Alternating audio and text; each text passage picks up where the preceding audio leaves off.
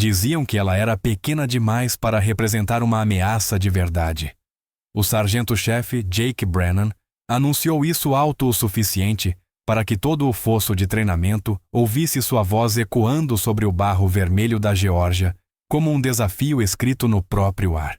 A capitã Helena Ravencraft Toft, de 28 anos, permanecia imóvel no centro do ringue de combatíveis do Centro de Excelência em Manobras de Fort Moore, seu uniforme de combate do exército já escurecido de suor, no calor da tarde, enquanto 3 soldados homens a circulavam como lobos que haviam encurralado algo que não entendiam.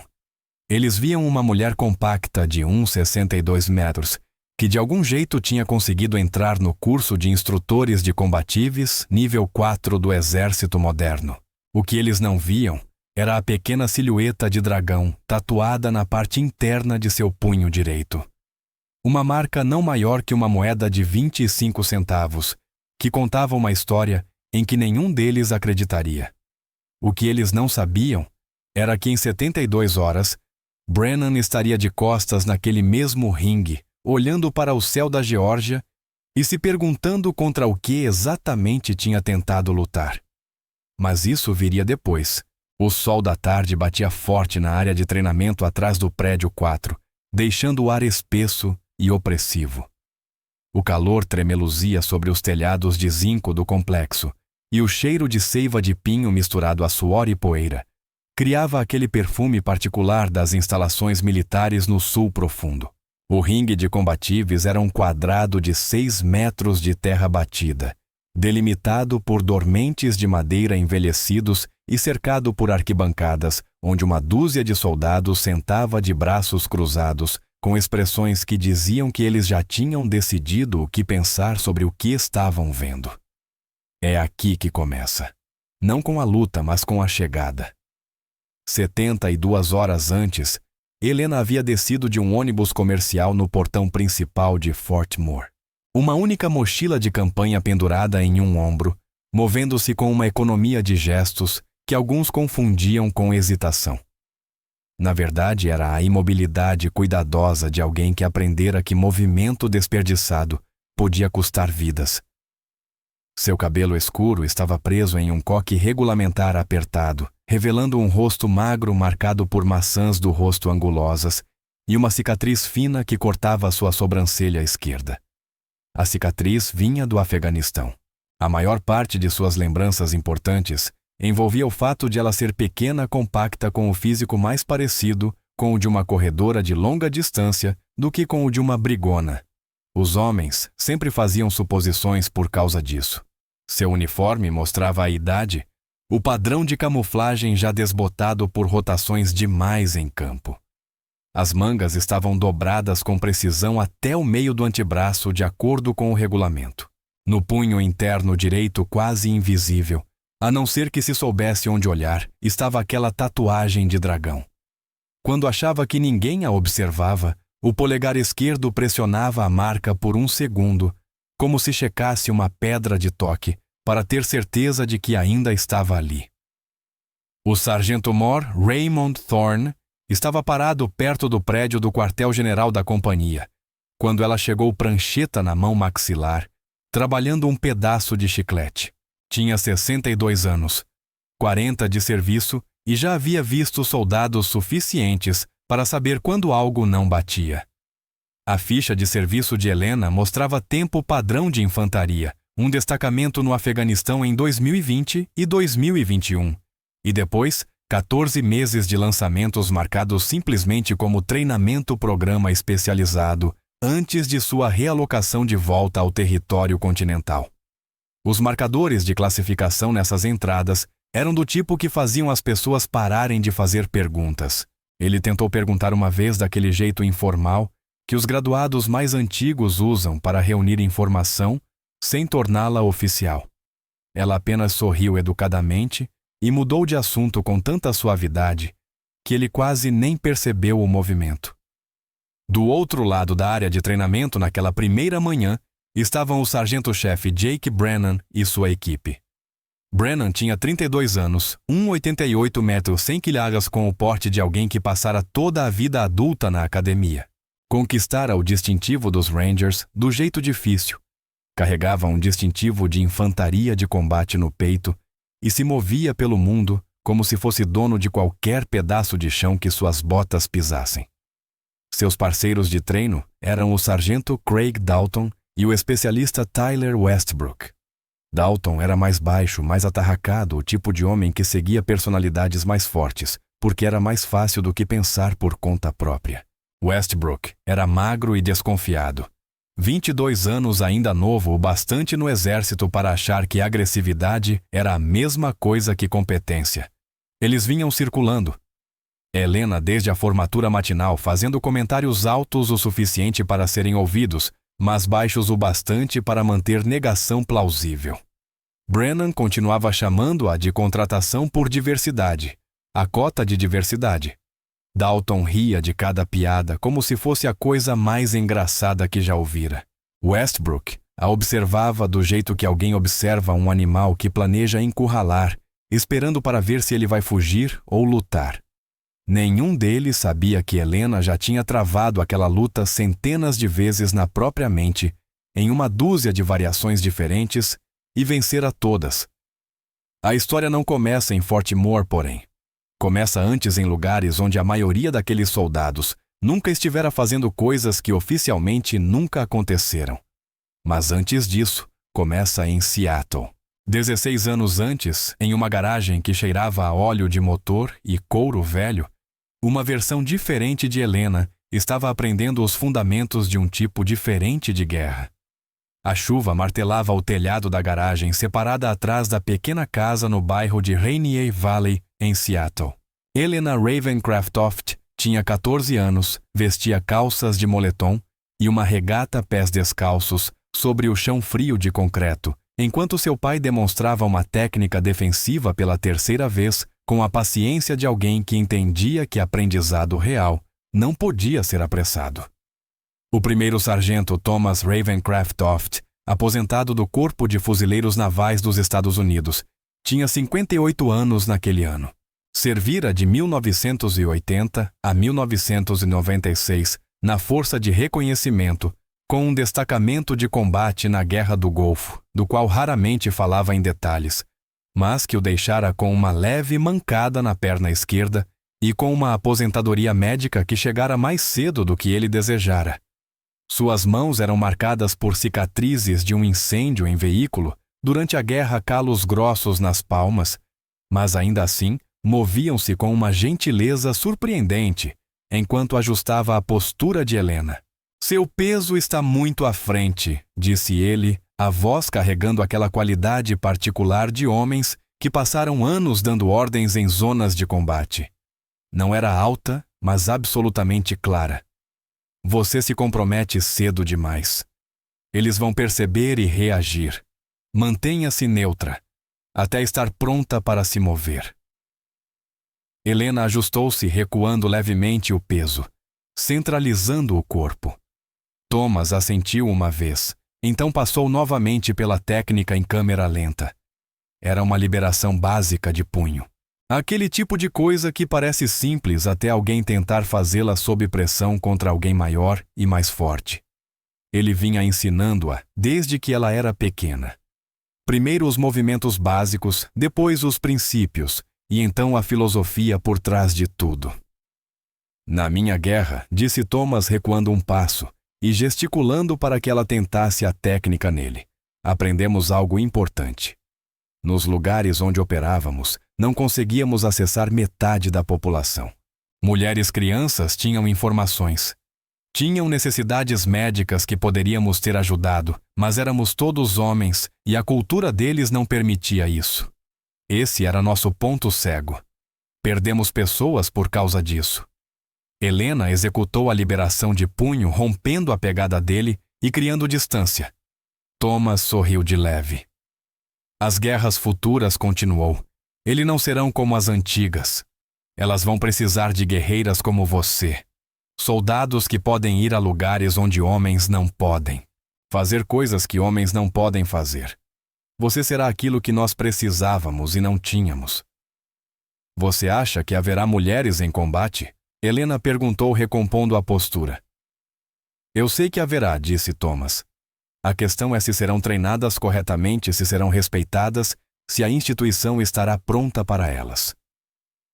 E se não estiver? Thomas olhou para ela com aqueles olhos cinzentos firmes, que já tinham visto coisas que ele jamais descreveria completamente. Então você será tão boa que eles não poderão ignorá-la. Ganhe tudo 2 vezes, e quando o seu momento chegar, agarre-o sem hesitação. Essa filosofia a levaria mais longe do que ela poderia imaginar naquela tarde chuvosa. O momento definidor veio 3 anos depois, quando Helena tinha 17. 3 colegas de escola, todos do último ano, todos maiores que ela, por mais de 20 quilos, a encurralaram atrás do ginásio depois de um jogo de basquete. Tinham bebido o que os tornava ousados e estúpidos na mesma medida.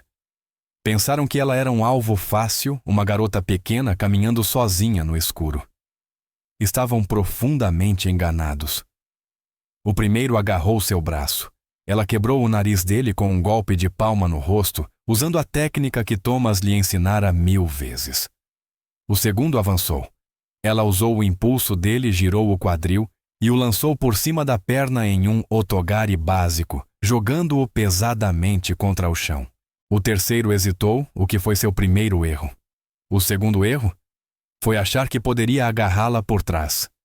Ela cravou o cotovelo no plexo solar dele, enganchar a perna dele e derrubá-lo, e colocá-lo em uma chave de braço, antes mesmo que ele entendesse o que estava acontecendo. Thomas a encontrou 5 minutos depois em pé, calma, perto dos 3 rapazes que ainda tentavam entender o que os atingira. Um segurava o nariz sangrando. Um estava encolhido tentando respirar. Um segurava o braço onde a articulação fora levada quase ao limite. Thomas olhou para a cena, olhou para sua filha e ficou em silêncio por um longo momento. Venha comigo, disse finalmente. Eles dirigiram em silêncio até o salão da Veterans of Foreign Wars, no lado sul da cidade. Helena já estivera lá antes, deixando o pai para reuniões e o buscando depois de eventos, mas nunca entrara durante uma das confraternizações deles.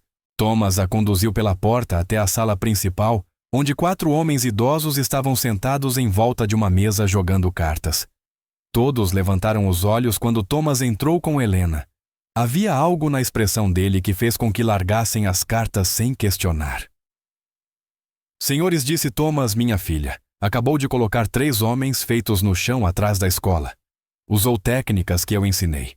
Fez isso sem pânico, sem hesitação, sem perder o controle. Acho que está na hora de vocês a conhecerem adequadamente. Os 4 homens se levantaram.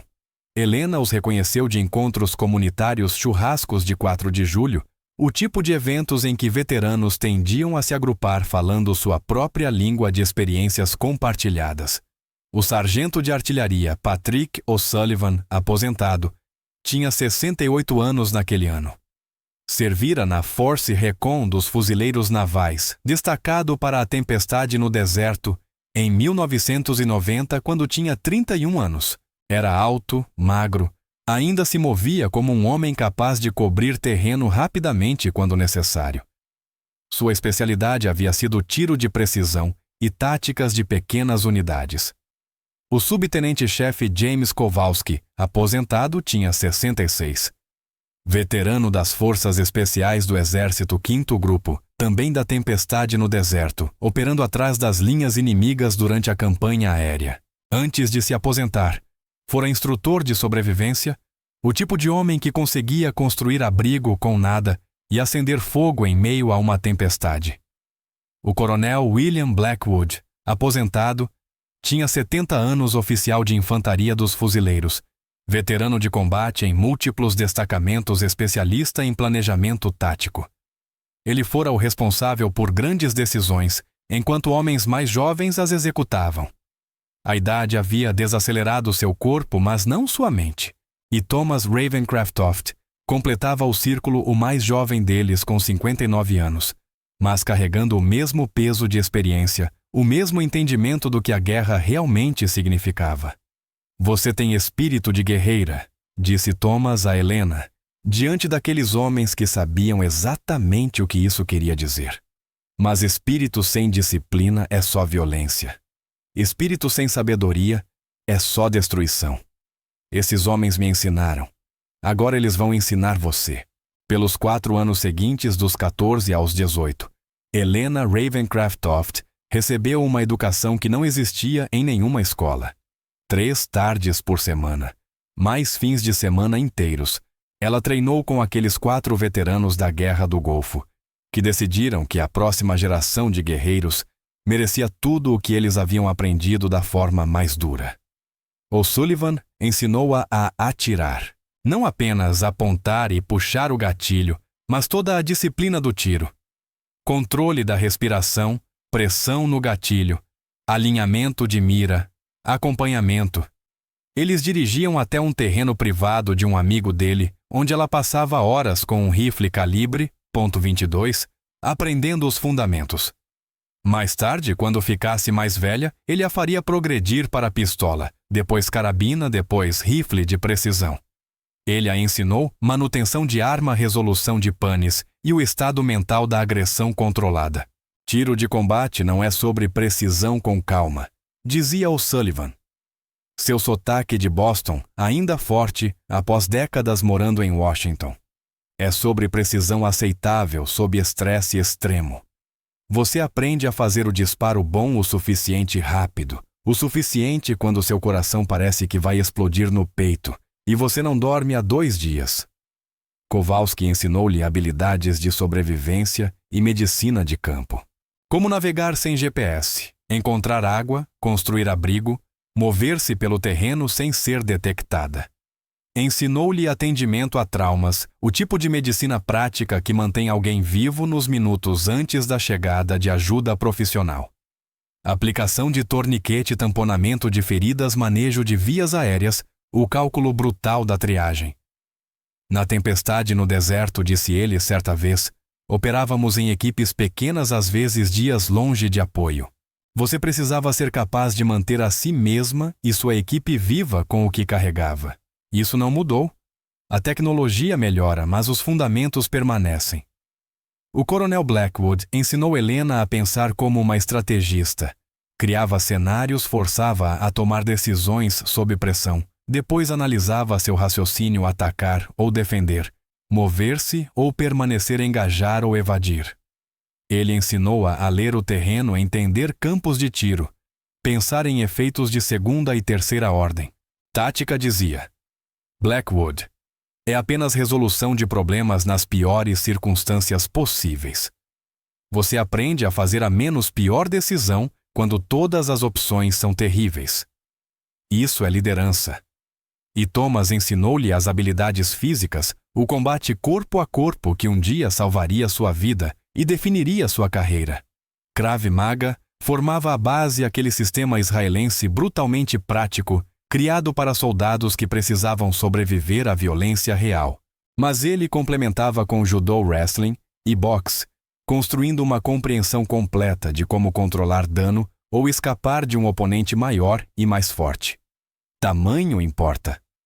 Thomas repetiu 100 vezes. Força importa. Mas alavanca importa mais. Tempo importa mais. Entender as intenções do seu oponente antes que se formem completamente importa mais do que tudo.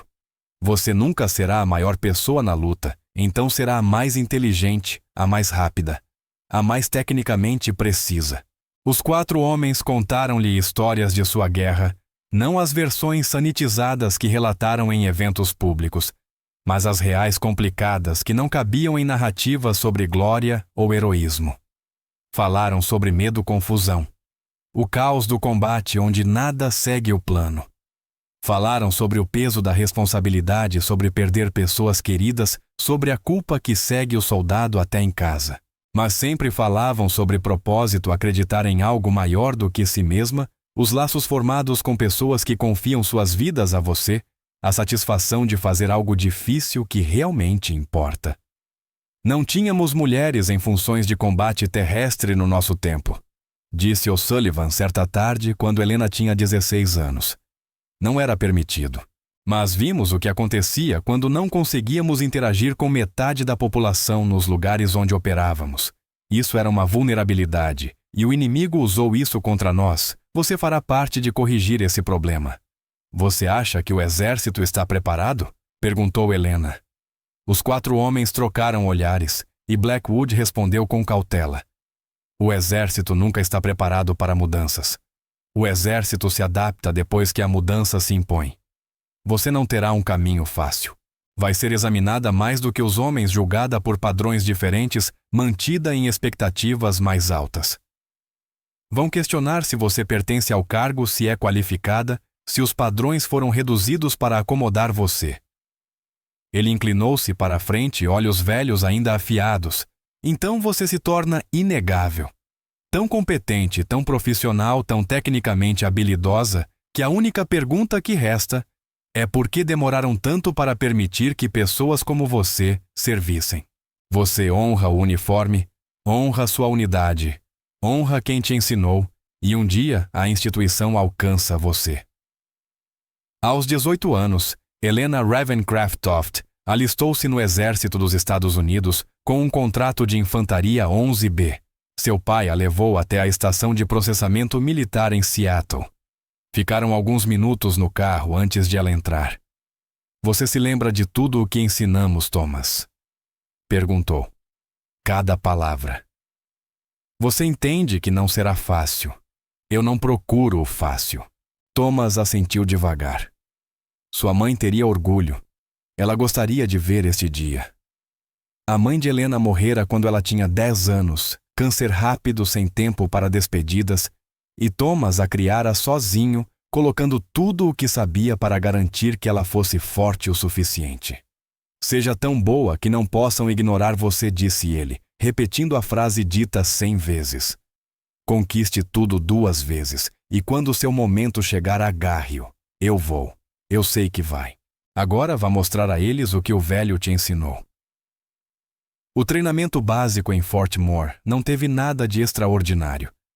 A instrução de infantaria foi mais fácil do que Helena esperava. Ela não se destacava, não se exibia, apenas ficava consistentemente entre os 10% melhores em todas as avaliações, forte o suficiente, rápida, o suficiente, habilidosa, o suficiente. Os soldados homens da companhia ou a ignoravam ou aceitavam. Alguns faziam comentários, mas ela deixava passar. Ainda não era a hora. O teste real veio em seu primeiro destacamento, março de 2020. Aos 23 anos, Helena foi designada ao 2º Batalhão, 807º Regimento de Infantaria, na província de Kandahar, Afeganistão.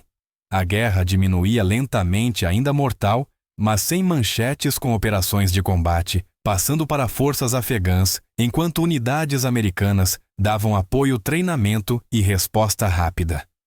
Helena foi anexada a uma equipe de engajamento feminino FET, responsável pela segurança. A missão era simples no papel, complexa na prática: acompanhar unidades de infantaria em aldeias. Enquanto os homens falavam com combatentes locais, o FET falava com mulheres e crianças, coletando inteligência, avaliando necessidades médicas, construindo relações, acessando a metade da população inacessível aos homens.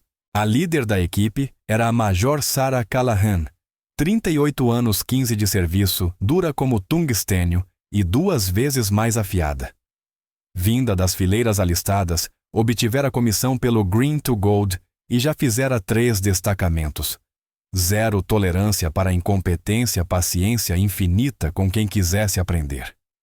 Callahan percebeu algo em Helena na primeira semana: sua movimentação, processamento rápido de informações, calma sob estresse. Após uma missão longa, chamou Helena de lado.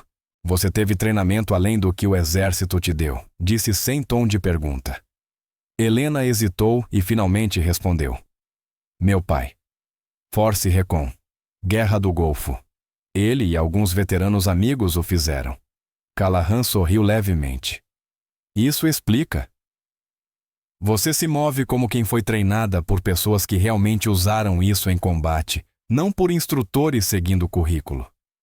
Guarde isso para você, mas continue usando. Isso está mantendo você viva. 6 meses após o início do destacamento, tudo mudou. A missão deveria ser rotineira ao FET, com o pelotão de Helena, fornecendo segurança externa, realizando avaliações de aldeias, perto da fronteira paquistanesa. No papel simples, conversar com mulheres, coletar informações, criar vínculo e ir embora. Eles já tinham feito aquilo dezenas de vezes. A emboscada aconteceu às 03h40 de uma noite sem lua, em março de 2021. A equipe movia-se entre complexos de uma pequena aldeia, usando visão noturna e ópticas térmicas, 4 veículos em comboio disperso. O intérprete estava no veículo líder com a Major Callahan. Helena estava no segundo veículo com o médico da equipe e 3 soldados de infantaria. A primeira indicação foi o rastro de um RPG surgindo em sua visão noturna como uma faixa verde brilhante. Ele atingiu o veículo líder pelo lado direito, detonando contra a porta sem penetrar a blindagem. A explosão foi forte o suficiente para vibrar no peito e brilhante o bastante para apagar a imagem da visão noturna por um segundo. Então, o fogo de armas leves começou de 2 posições metralhadoras, PKM. O som distinto das munições, 7, 62-39, rasgando o ar. O intérprete no veículo líder levou um disparo pela janela aberta, atravessando a garganta morto instantaneamente. A Major Callahan estava no processo de desembarcar, quando o segundo RPG atingiu este detonando perto o suficiente para enviar estilhaços pela perna esquerda dela, rasgando a artéria femoral. O comboio parou de forma desorganizada. Os soldados de infantaria começaram a revidar. O médico da equipe tentou avançar para alcançar Callahan, mas ficou preso atrás de um muro de composto, sob fogo de metralhadora, vindo de 2 direções projéteis, destruindo os tijolos de barro e levantando poeira que tornava impossível enxergar. Helena estava na 4ª posição 40 metros do veículo líder.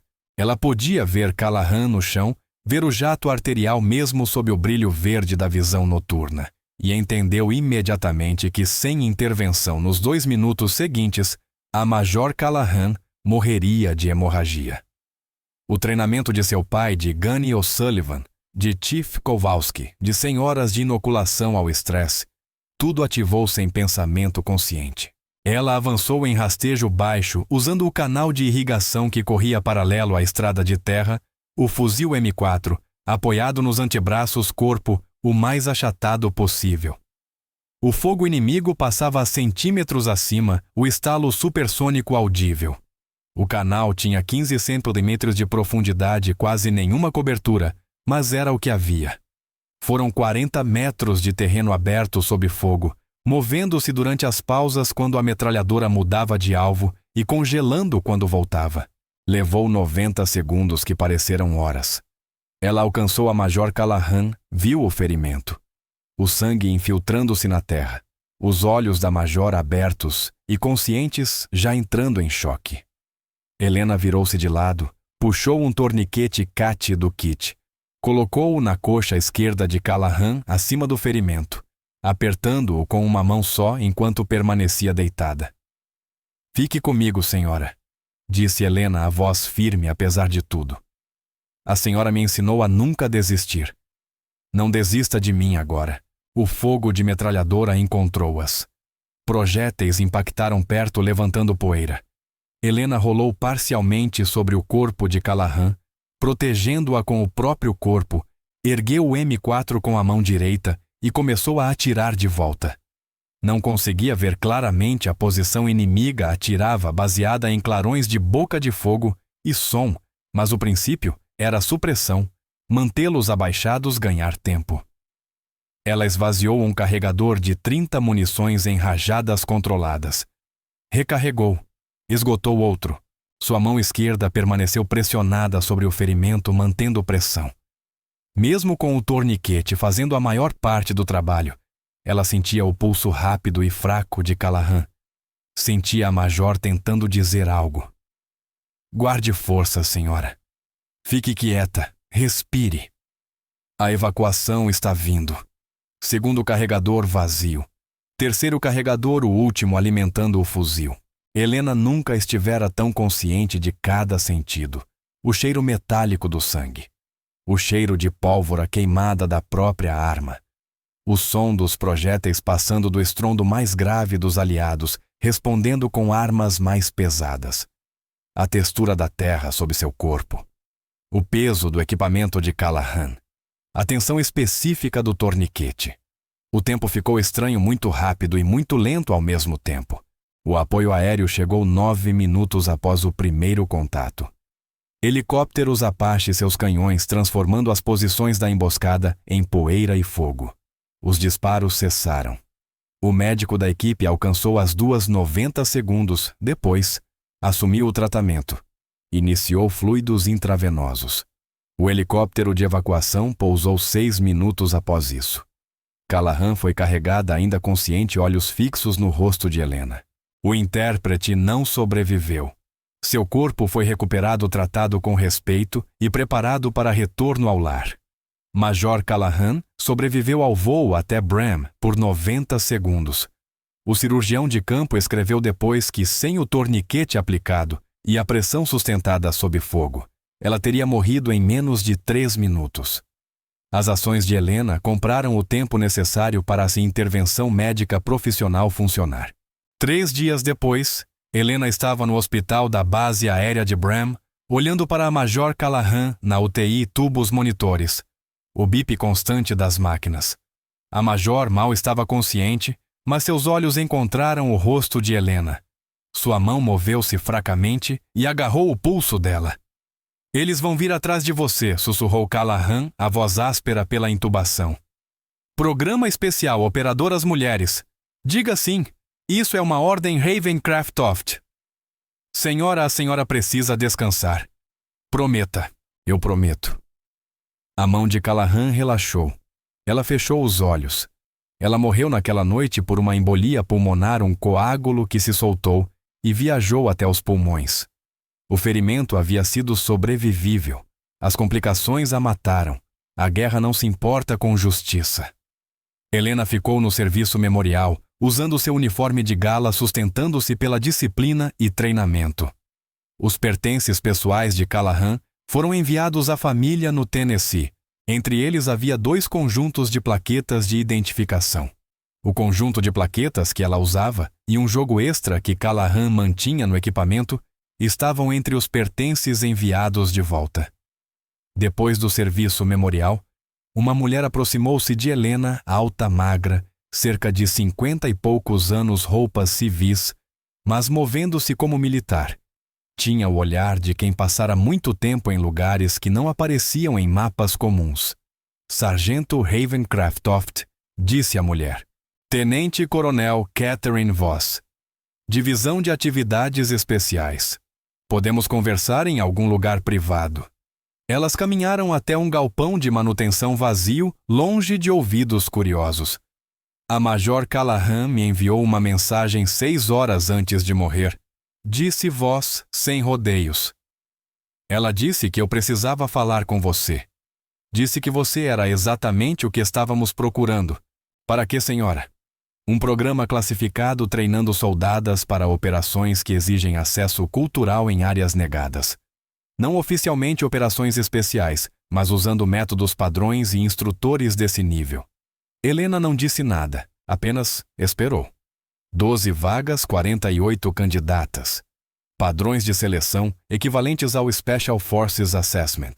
Treinamento conduzido por instrutores de nível Tier 1, especialistas israelenses em Krav Maga, operadores Delta Force em combate aproximado. Equipes médicas qualificadas dos Rangers. 8 meses. Fort Bragg. Um local que não existe em nenhum mapa oficial. Voss fez uma pausa, estudando a expressão de Helena. "Você se tornará invisível até ser necessária. Inegável quando revelada. Fará missões que não podem ser reconhecidas. Se for capturada, não a conhecemos. Se morrer, sua família receberá uma carta dizendo que houve um acidente de treinamento." Helena tirou do bolso o conjunto extra de dog tags de Callahan que alguém lhe entregara discretamente. Ergueu-os. "Exatamente o que eu estaria fazendo. Coisas que importam. Coisas que salvam vidas. Coisas que soldados homens não podem fazer por serem quem são. Você viu isso. Metade da população nos era inacessível. Isso está mudando. Você fará parte dessa mudança. Helena olhou para as plaquetas, pensou no pai, nos 4 veteranos que a treinaram, nas últimas palavras de Callahan. Quando eu começo? Voz? Sorriu levemente, puxou a manga direita apenas o suficiente para revelar um pequeno dragão, tatuado no pulso, estilizado não maior que uma moeda. Bem-vinda à Irmandade Sargento Ravencraftoft. Bem-vinda à Operação Sphinx. E foi aí que a história real começou. O complexo em Fort Bragg não aparecia em nenhum mapa oficial. Não havia placas na estrada, apenas uma abertura na linha de árvores e uma trilha de terra sinuosa por 2 quilômetros de floresta de pinheiros até chegar à cerca de arame farpado. Os guardas no portão não usavam insígnias, nem nomes, apenas uniformes lisos e armas carregadas com a competência casual de quem realmente sabia usá-las. Helena chegou em uma manhã cinzenta de maio de 2021, um mês após a morte de Callahan, sentada na parte de trás de uma van, sem identificação, com outras 5 mulheres. Ninguém falou durante o trajeto. Todas tinham recebido as mesmas instruções: levar pouca bagagem, não contar a ninguém, preparar-se para 8 meses de treinamento que oficialmente não existiam. O complexo era simples e funcional: alojamentos de blocos de concreto, uma instalação médica, uma kill house para combate, aproximado uma pista de obstáculos que parecia ter sido projetada por alguém com imaginação sádica, e um prédio de salas de aula com janelas cobertas por material opaco.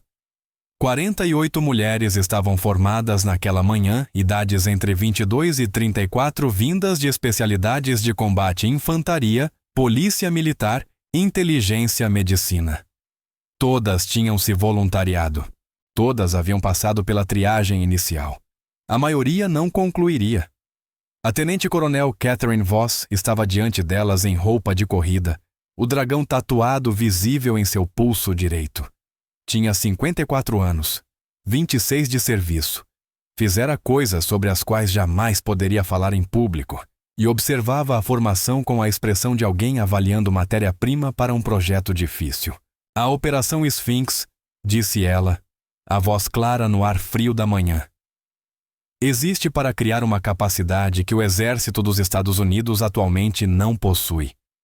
Operadoras femininas capazes de acessar ambientes negados, conduzir coleta de inteligência, executar missões de ação direta em contextos onde soldados masculinos não podem operar com eficácia. Ela fez uma pausa. Absorvam isso. Os padrões de seleção são equivalentes à avaliação das forças especiais. O pipeline de treinamento usa instrutores e metodologias de Tier 1. Aproximadamente 25% de vocês irão se formar. O restante retornará às suas unidades sem registro de terem estado aqui sem explicação, além de serviço temporário. Este programa é classificado. Se discutirem fora dos canais autorizados, enfrentarão processos criminais. Se falharem, esquecerão que este lugar existe. Se desistirem, o mesmo. Ela olhou para o grupo. Perguntas. Ninguém levantou a mão. Voss sorriu levemente. Ótimo. Semana 1 começa agora. Corram! As primeiras 2 semanas foram projetadas para quebrar pessoas não fisicamente, embora a parte física fosse brutal, marchas de 12 milhas, com mochilas de 30 quilos em menos de 3 horas, pistas de obstáculos repetidas até falha muscular. As avaliações de aptidão de combate empurravam todas, além do que acreditavam serem seus limites, mas a verdadeira pressão era psicológica. Privação de sono, avaliação constante, a consciência esmagadora de que cada erro estava sendo registrado e cada fraqueza identificada. 15 mulheres desistiram na primeira semana. Simplesmente decidiram que o custo não valia a recompensa. Entraram no prédio administrativo e assinaram a papelada que as enviaria de volta às funções anteriores, sem julgamento, sem vergonha, apenas o reconhecimento de que aquele caminho específico não era para elas. Outras 9 foram cortadas na segunda semana, não por desistirem, mas porque o quadro de instrutores determinou que elas não tinham a combinação necessária de atributos lentas para se adaptar rígidas no pensamento, incapazes de lidar com ambiguidade. Boas soldados, apenas não adequadas para aquele conjunto de missões. Helena sobreviveu às primeiras semanas lembrando tudo o que seu pai e os veteranos haviam ensinado. Quando a marcha com carga parecia impossível, ela ouvia a voz de Gunny O'Sullivan. A dor é apenas informação. Observe e siga. Quando a privação de sono a fazia querer desistir, lembrava de Chief Kowalski. A fadiga transforma todos em covardes. O guerreiro reconhece a fadiga e atua mesmo assim. Quando os avaliadores a pressionavam a decidir sob estresse, ouvia o coronel Blackwood. Informação perfeita não existe. Tome a decisão menos ruim com o que você tem. Na quarta semana restavam 24 mulheres. O foco mudou de quebrá-las para construí-las.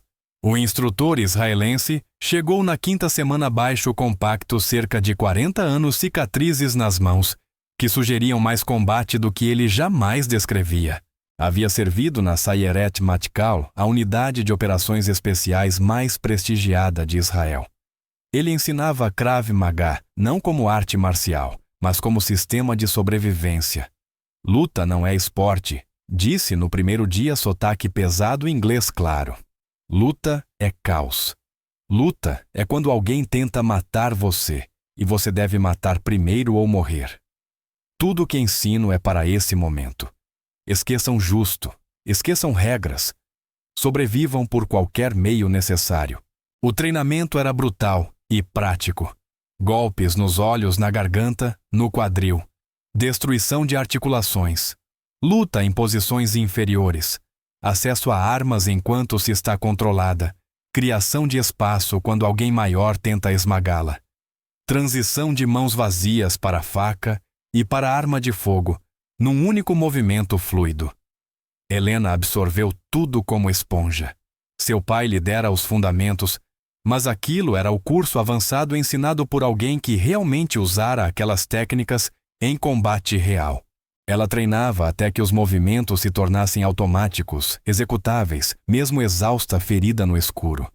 O instrutor percebeu. Depois de uma sessão particularmente intensa, ele a puxou de lado. Você já treinou antes, disse? Não treinamento do exército, algo diferente. Meu pai, veterano da Guerra do Golfo. Ele e os amigos me ensinaram. O instrutor assentiu devagar. Eles ensinaram bem. Você tem base. Agora construímos a casa. Ele tocou a têmpora. Mas lembre-se, a melhor luta é a que você evita. Seja invisível. Quando for vista, seja inegável. A 8ª semana trouxe treinamento. Série sobrevivência, evasão, resistência, escape, habilidades práticas de permanecer viva em território hostil e resistir à captura. Elas foram deixadas na mata com equipamento mínimo, recebendo uma coordenada a 40 milhas de distância e ordem de alcançá-la em 72 horas, enquanto uma força caçadora tentava capturá-las.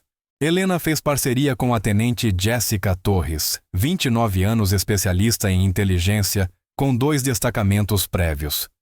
Elas se moveram pela mata da Carolina do Norte, usando técnicas que Chief Kowalski tinha lhe ensinado anos antes, evitando trilhas, movendo-se à noite, usando o terreno como ocultação. Chegaram ao ponto de extração em 68 horas.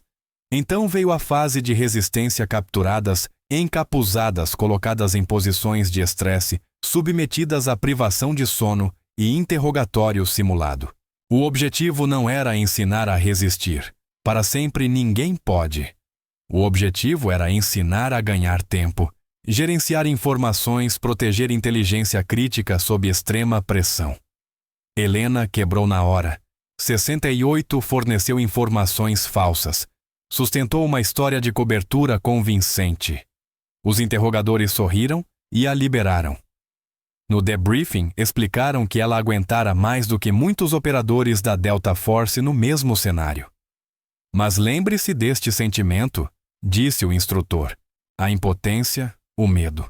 O fato de ter dito coisas que não queria dizer. Lembre-se disso e faça tudo ao seu alcance para nunca ser capturada de verdade. 8 mulheres desistiram na semana série. A pressão psicológica era demais. Tinham se voluntariado para o desafio, não para a tortura. Ninguém as julgou. A 12ª semana trouxe medicina de trauma ensinada por assistentes médicos qualificados dos Rangers com múltiplos destacamentos. O treinamento ia muito além da certificação de Combat Lifesaver cricotireoidotomia cirúrgica, criando uma via aérea de emergência quando a garganta de alguém está esmagada. Descompressão com agulha para pneumotórax de tensão, quando o ar preso na cavidade torácica comprime os pulmões. Controle de hemorragias para ferimentos que torniquetes comuns não conseguiam resolver.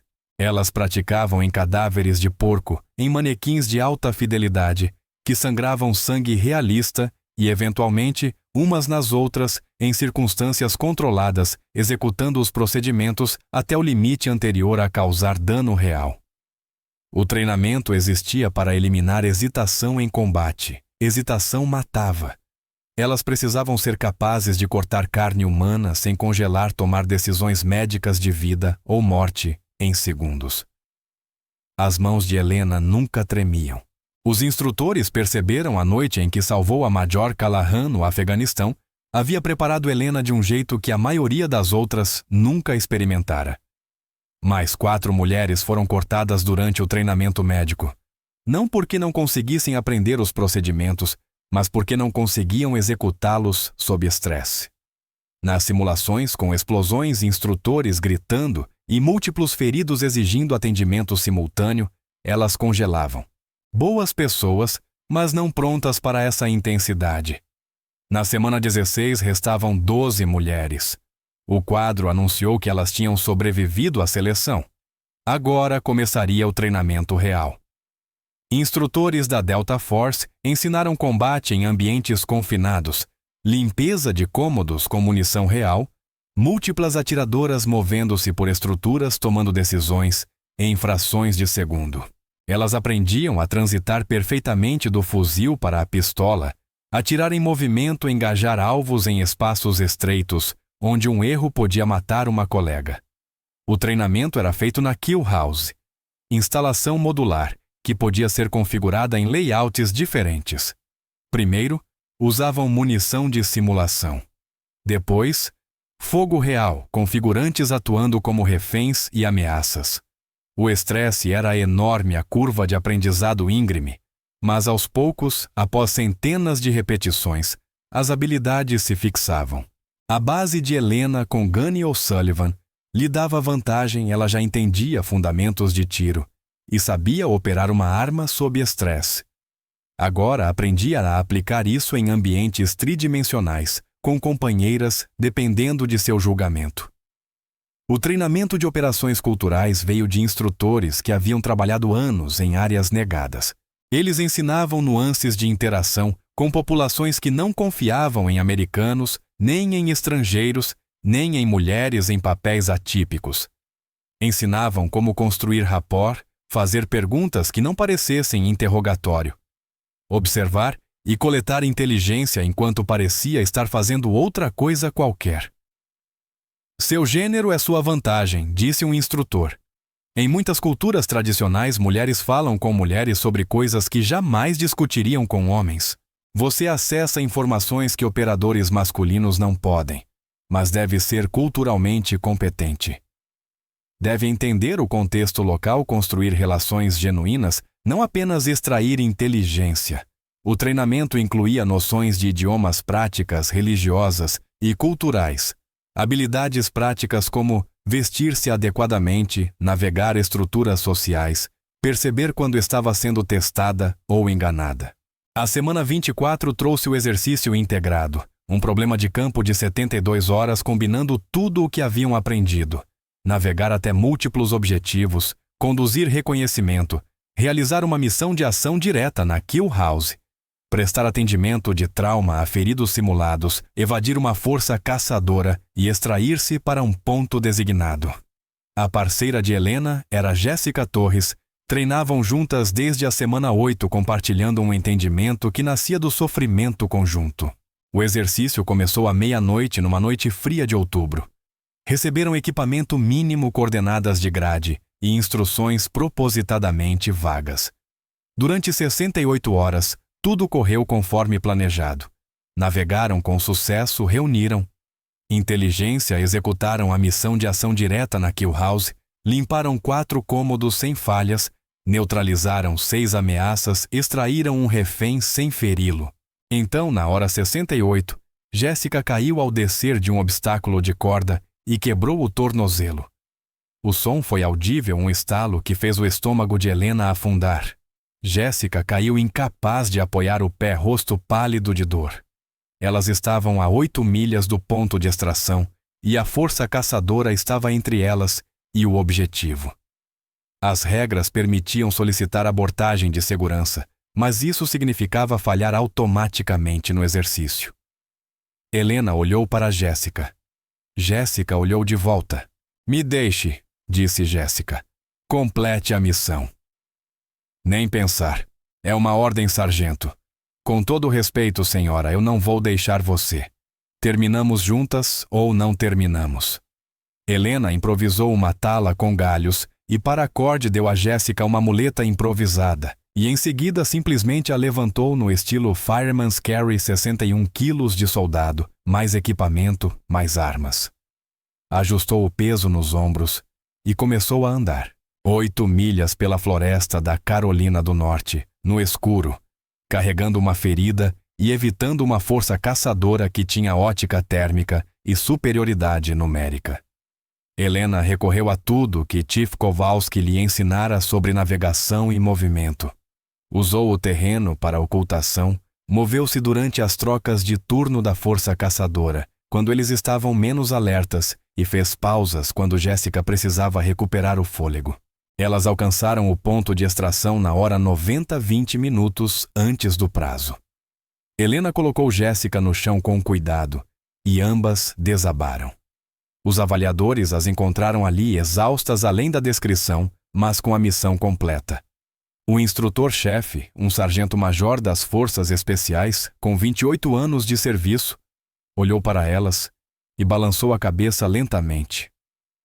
"Primeira vez que alguém completa este exercício carregando uma ferida por toda a distância?" disse ele. "A maioria aciona o abortamento de segurança. Alguns deixam a parceira e completam sozinhos. Ninguém carrega alguém por 8 milhas e ainda cumpre o tempo." Ele estendeu a mão para Helena. Ela apertou, cansada demais para falar. "Você tem algo especial, Ravencraftoft. Nunca perca isso." Semana 32, dia da formatura.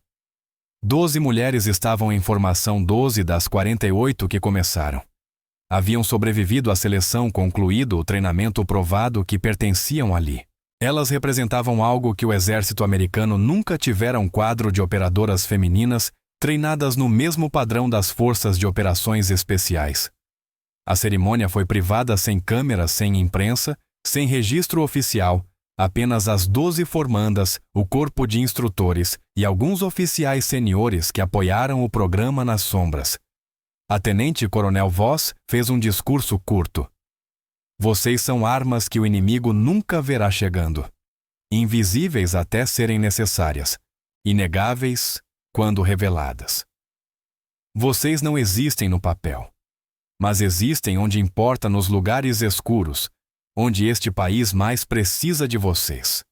Vocês farão missões que não podem ser reconhecidas. Enfrentarão perigos que não serão mencionados. Salvarão vidas que nunca saberão que foram salvas. Esse é o peso que escolheram carregar. E é uma honra servir com vocês." Depois veio a cerimônia da tatuagem.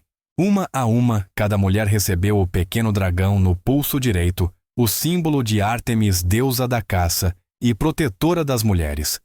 Pequeno o suficiente para ser discreto, permanente o suficiente para durar para sempre. Um marco de conclusão de capacidade de pertencimento a algo que oficialmente não existia. Helena sentou-se na cadeira e observou o tatuador trabalhar. A agulha ardia, mas ela mal notou. Quando terminou, ela olhou para o pequeno dragão e sentiu algo mudar por dentro. Ela não era mais apenas Helena Ravencroft, soldado de infantaria. Era algo difícil de definir, impossível de negar. A Irmandade, as 12 sobreviventes. Elas não precisavam gostar umas das outras ou concordar em tudo. Compartilhavam algo que ninguém mais entenderia. Passaram pelo fogo juntas literal e metaforicamente e saíram forjadas em algo novo. As missões começaram imediatamente. Foram divididas em equipes e enviadas para diferentes teatros. Helena voltou ao Afeganistão por 6 meses depois, Síria por 4 meses depois e Iêmen por 3 meses. O trabalho era exatamente para aquilo que haviam treinado, acessar populações que soldados homens não conseguiam alcançar. Coletar inteligência por meio de relacionamentos que operadores masculinos não podiam formar, fornecer cuidados médicos que abriam portas inacessíveis às forças convencionais. Ela atuou em operações de aldeia no Afeganistão, construindo redes de mulheres que forneciam informações sobre movimentos do Talibã. Realizou missões de apoio médico na Síria, tratando crianças em áreas onde qualquer presença militar americana era oficialmente negada. No Iêmen, rastreou alvos de alto valor, desenvolvendo relacionamentos com membros das famílias, especialmente as mulheres que sabiam de tudo, mas nada diziam a interrogadores homens. O trabalho era perigoso, exaustivo e absolutamente essencial. Helena via o impacto diretamente. Inteligências que ela coletou levaram à captura de 3 comandantes do Talibã. Cuidados médicos que ela prestou salvaram dezenas de civis e geraram boa vontade que incentivou a cooperação com forças de coalizão. Relacionamentos que ela criou forneceram alertas antecipados que salvaram vidas americanas. Ela era boa no que fazia melhor do que boa. Sua empatia natural combinada ao treinamento técnico gerava algo poderoso. Ela podia projetar força quando necessário, vulnerabilidade quando apropriado. Podia ler pessoas, entender motivações, construir conexões genuínas, apesar das diferenças culturais. Mas o programa tinha inimigos. Pessoas no Congresso questionavam os custos. Oficiais militares achavam que o programa enfraquecia padrões tradicionais. Outros simplesmente acreditavam que mulheres não pertenciam àquelas funções independentemente de desempenho. A pressão política cresceu lentamente depois de repente. Um comitê de supervisão do Congresso começou a fazer perguntas sobre programas classificados e gastos do orçamento negro.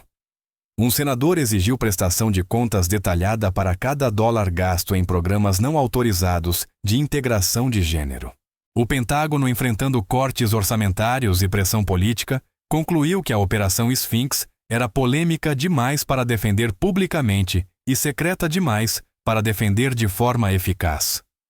Em outubro de 2022, chegou a ordem, a Operação Sphinx estava oficialmente dissolvida. As 12 graduadas seriam redistribuídas para unidades convencionais. Seus registros de serviço seriam sanitizados com os 14 meses de treinamento Sphinx, marcados apenas como programa de treinamento especializado. Todos os arquivos de missão seriam destruídos. O complexo em Fort Bragg seria reaproveitado. Oficialmente, a Operação Sphinx nunca existira.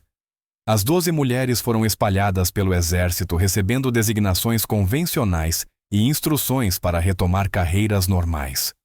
O treinamento permanecia, as habilidades permaneciam, o conhecimento permanecia, mas o apoio institucional desapareceu da noite para o dia. Helena sofreu muito com isso. Não pela dissolução em si, mas pelo que ela representava, a admissão de que a política importava mais, que a capacidade de que a percepção importava mais que o desempenho. Elas haviam provado que o conceito funcionava. Haviam conduzido missões bem-sucedidas. Haviam feito exatamente o que o programa pretendia, e nada disso importou porque alguém em Washington decidiu que era inconveniente. Mas o pior momento veio em Mosul, durante o que deveria ser sua última missão antes da redistribuição. A missão apoiava uma operação de resgate de reféns da Delta Force, trabalhadores humanitários americanos mantidos por remanescentes do ISIS. A inteligência indicava que seriam movidos em breve, e a janela para resgate estava se fechando. O elemento de Helena fornecia segurança externa e preparava-se para prestar atendimento médico imediato aos reféns libertados. A invasão foi perfeita. Operadores da Delta entraram no complexo a 03SS, limpararam em 90 segundos, garantiram os reféns. O elemento de Helena avançou para iniciar o atendimento. Foi quando o IED secundário detonou. Um dispositivo acionado por fio de comando, alguém observando à distância, esperando o momento perfeito. A explosão atingiu um dos veículos blindados do elemento de Helena forte o bastante para capotá-lo, e a fragmentação secundária transformou o interior em uma zona mortal.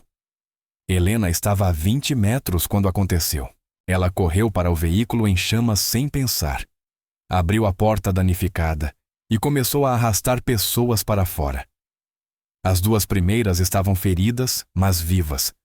A terceira era a tenente Jéssica Torres, sua parceira do treinamento, sua amiga de 100 missões. Jéssica ainda estava viva quando Helena atirou do veículo, mas os ferimentos eram catastróficos. Fragmentação pelo torso, hemorragia interna que nenhum atendimento de campanha poderia resolver. Helena soube imediatamente. Já vira ferimentos demais para não reconhecer o incurável. Ainda assim, segurou Jéssica, aplicou pressão em feridas que sangravam rápido demais, chamou evacuação médica que chegaria tarde demais. Jéssica olhou para ela, sangue nos lábios. "Diga à minha filha", sussurrou. "Diga que eu estava fazendo algo importante. Você vai dizer a ela você mesma. Fique comigo. Diga que eu a amei. Diga que morri fazendo algo que importava." Os olhos de Jéssica perderam o foco. A respiração parou. Helena sentiu o exato momento em que o coração dela parou, aquela quietude terrível que separa vivos de mortos. Ela ficou segurando o corpo de Jéssica até que os socorristas a afastaram fisicamente. No serviço memorial, Helena, de uniforme de gala, recebeu do comandante da unidade o conjunto extra de dog tags de Jéssica. Agora, eram 2 conjuntos, o da Major Callahan do Afeganistão e o da Tenente Torres do Iraque. Ela guardou ambos em uma pequena caixa de madeira e os carregou por toda a parte, lembretes do custo desse trabalho. Quando chegaram as ordens de redistribuição para dever convencional, Helena ligou para o pai. Thomas Ravencraftoft tinha 71 anos, ainda vivia em Seattle, ainda lúcido apesar dos anos. "Eles estão encerrando o programa", disse Helena, "fazendo de conta que nunca existiu. Mas você existiu. Você fez o trabalho. Isso ninguém tira de você. Parece que estão tentando. Então, encontre outra forma de usar o que aprendeu. A instituição falha o tempo todo. Guerreiros individuais ainda têm propósito. Encontre o seu." Helena pensou nisso por muito tempo. Encontrar propósito, usar o que aprendeu, ensinar a próxima geração. Eventualmente, o caminho ficou claro. Ela se voluntariou para o curso de instrutora de combatíveis nível 4 do Exército Moderno em Fort Moore, não para fugir de seu passado, mas para armá-lo. Se o exército não a deixaria mais operar, ela ensinaria outras pessoas a operar. Se Sphinx não pudesse existir oficialmente, seu conhecimento sobreviveria através das pessoas que ela treinasse. A papelada foi aprovada. Ordens para Fort Moore. Geórgia, curso de 8 meses. Se ela se formasse, estaria qualificada para ensinar o nível mais alto de combate corpo a corpo do Exército, a instrutores por toda a força.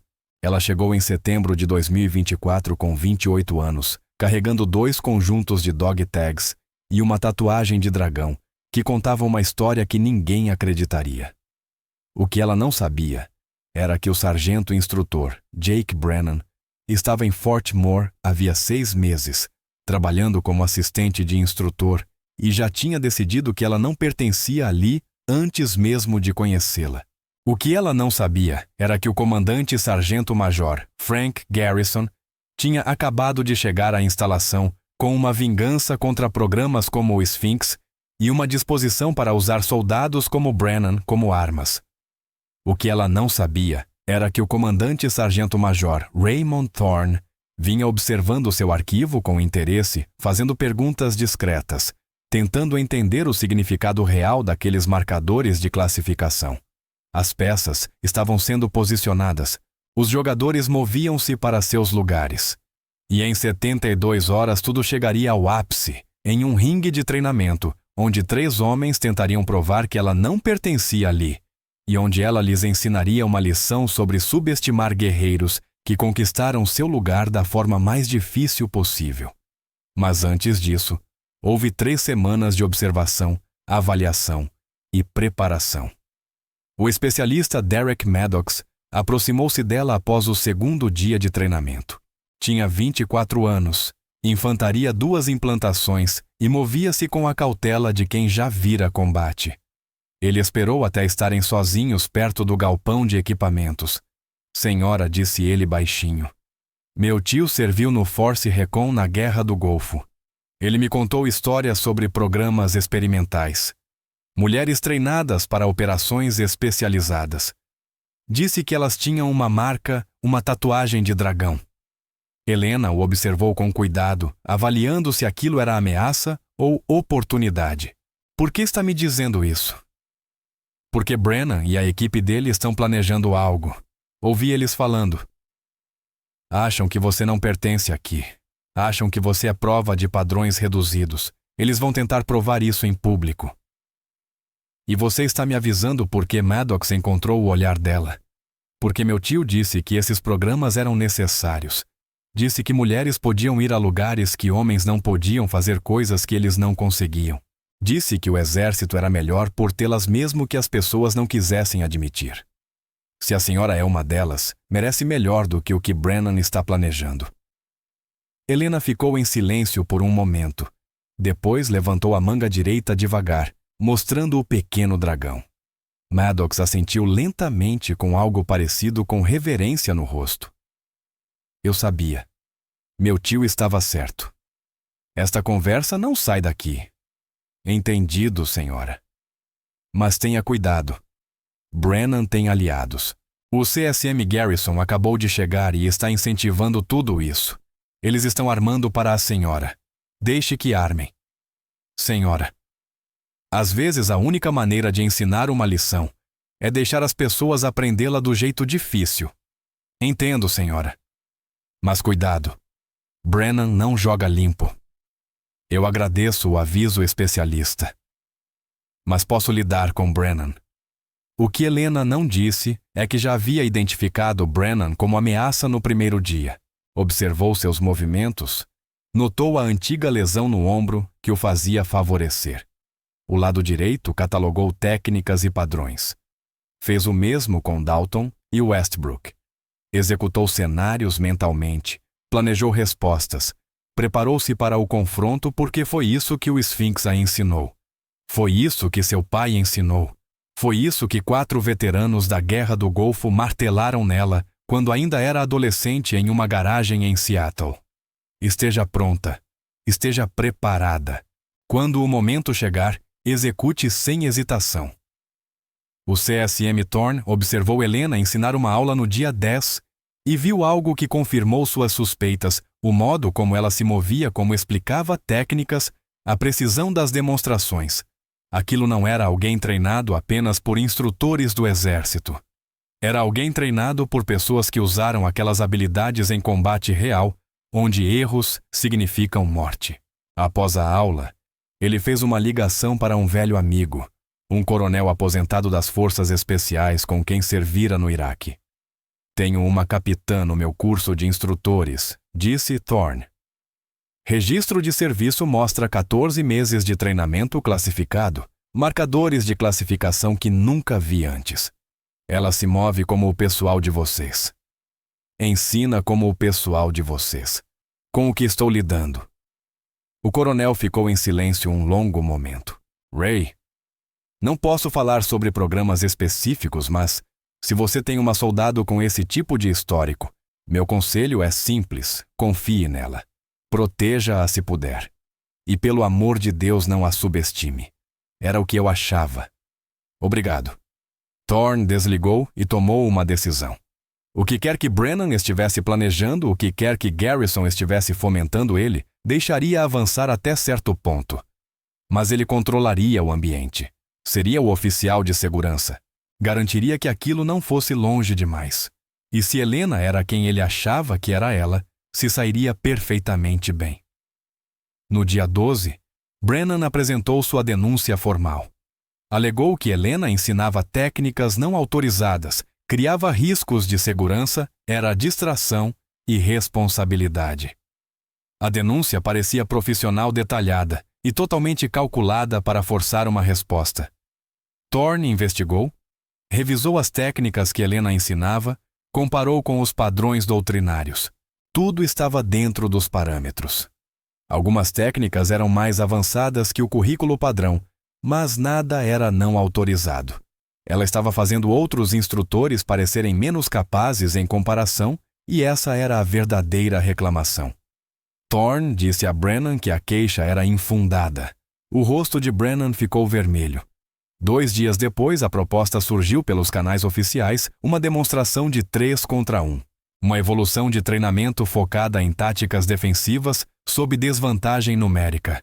Brennan Dalton e Westbrook contra Helena. Técnicas controladas. Parada imediata ao toque. Thorne como oficial de segurança primário. Thorne deveria ter negado imediatamente, deveria ter reconhecido aquilo, pelo que realmente era uma tentativa de humilhação institucional e protegido Helena. Mas o CSM Garrison já havia coordenado com o comandante da brigada, que achou que era uma evolução legítima. E Thorne tinha 62 anos há 8 meses da aposentadoria sem margem política para travar guerras com a chefia. Assim ele aprovou com condições protocolos de segurança rígidos, autoridade absoluta para interromper a qualquer momento, equipe médica pronta, e garantiu que Helena entendesse no que estava se metendo. Capitã, disse ele chamando-a de lado. Você não precisa fazer isso. Brennan quer humilhá-la publicamente. Ainda posso cancelar. Helena o encarou com olhos calmos que já haviam visto coisas que ele jamais imaginaria. Sargento-major, com respeito, o senhor não pode cancelar. Não de verdade. Mesmo que pare esta demonstração, a atitude permanece. A crença de que eu não pertenço aqui, que padrões foram reduzidos, que minha presença enfraquece a instituição. Isso não é sobre uma evolução de treino. É sobre uma lição que precisa ser ensinada. E você tem certeza de que pode ensiná-la. Fui treinada por pessoas que lutaram na sua guerra, sargento-major. Por pessoas que entendiam que competência não tem requisito de gênero. Por uma instituição que nem oficialmente existe mais, mas cujos padrões eram mais altos do que qualquer coisa no exército convencional. Brennan não faz ideia do que está desafiando, mas ele está prestes a aprender. Thorne estudou seu rosto e viu absoluta certeza. Muito bem, capitã. Vamos fazer isso. Mas eu vou manter tudo sob controle. E se ele passar do limite, eu o removo. Política nenhuma vai me impedir. Justo. Naquela noite, Helena ligou para o pai. Thomas Ravencraftoft atendeu no segundo toque, voz ainda firme aos 71 anos. Pai. Helena. Já ouvi na sua voz. O que está acontecendo? Ela explicou. Uma demonstração pública de 3 contra 1 elaborada para humilhá-la. Thomas ficou em silêncio por um momento. Você está preocupada? Não. Então por que ligou? Porque se algo der errado... Eu queria que você soubesse que pensei em tudo o que você me ensinou. Você, o Gunny, o Chief, o Coronel. Tudo importa. Tudo me preparou. Nada vai dar errado. Você é boa demais. Mas, Helena, lembre-se do que isso realmente significa. Não é sobre provar que você é melhor que eles. É sobre ensinar que guerreiros vêm em todas as formas, que competência não se mede com base em gênero, que as velhas habilidades, as fundamentais, ainda importam. Mostre isso a eles. Faça-nos orgulhosos. Eu vou, pai. Eu sei que vai. Agora descanse.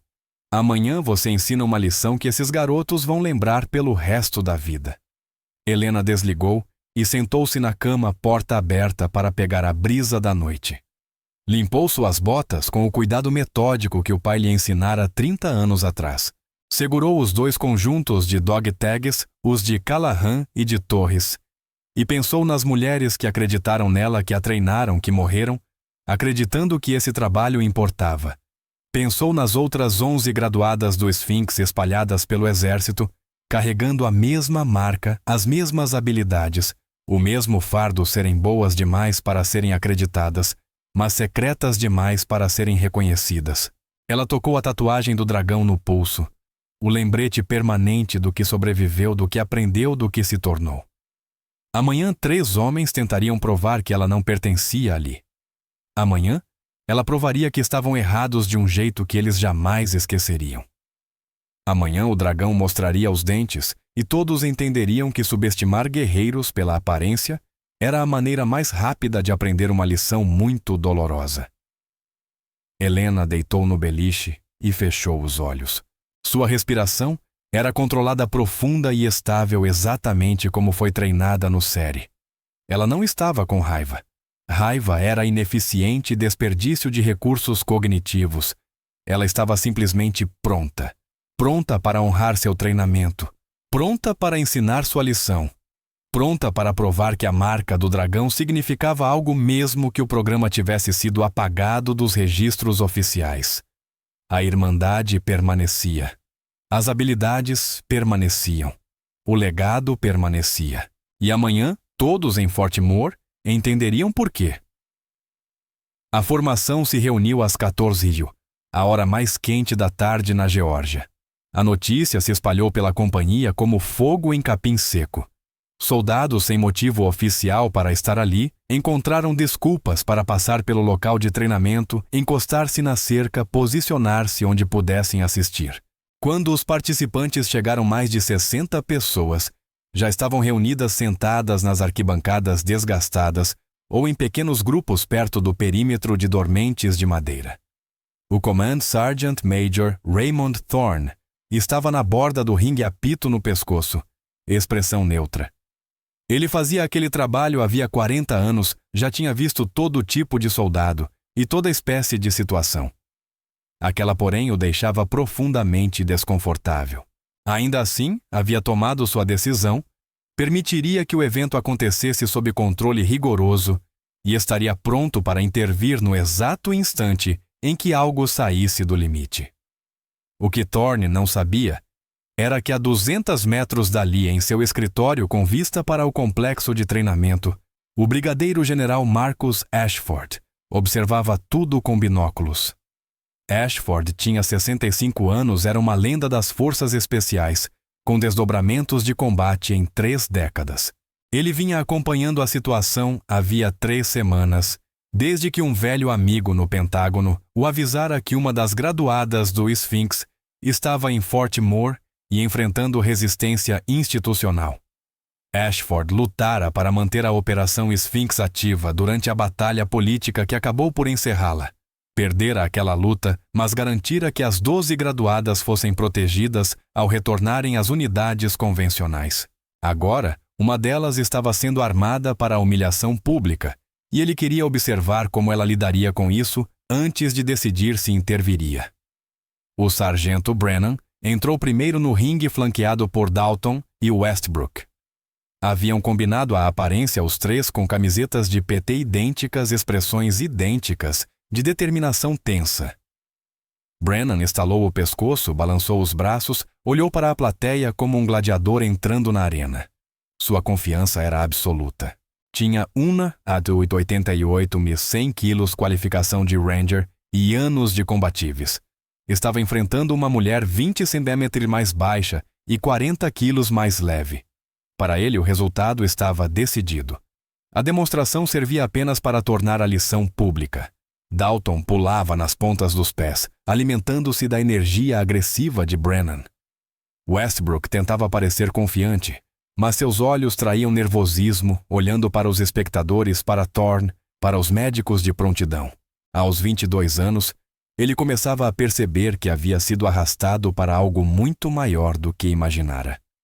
Helena Ravencraftoft entrou sozinha, sem cerimônia, sem postura teatral, sem dramatização.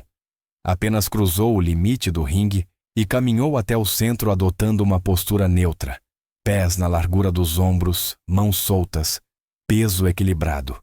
O rosto não estava vazio, estava calmo. A calma de alguém absolutamente preparada, absolutamente confiante. Roupas de PT normais, cabelo preso em um coque firme. A tatuagem do dragão no pulso interno mal visível, apenas um traço de tinta. Ela tocou o pulso rapidamente, quase imperceptível. Depois deixou os braços relaxarem novamente e esperou. Thorne avançou para o centro. Posicionou-se onde pudesse ver todos os 4 participantes e revisou as regras. Sua voz carregou claramente.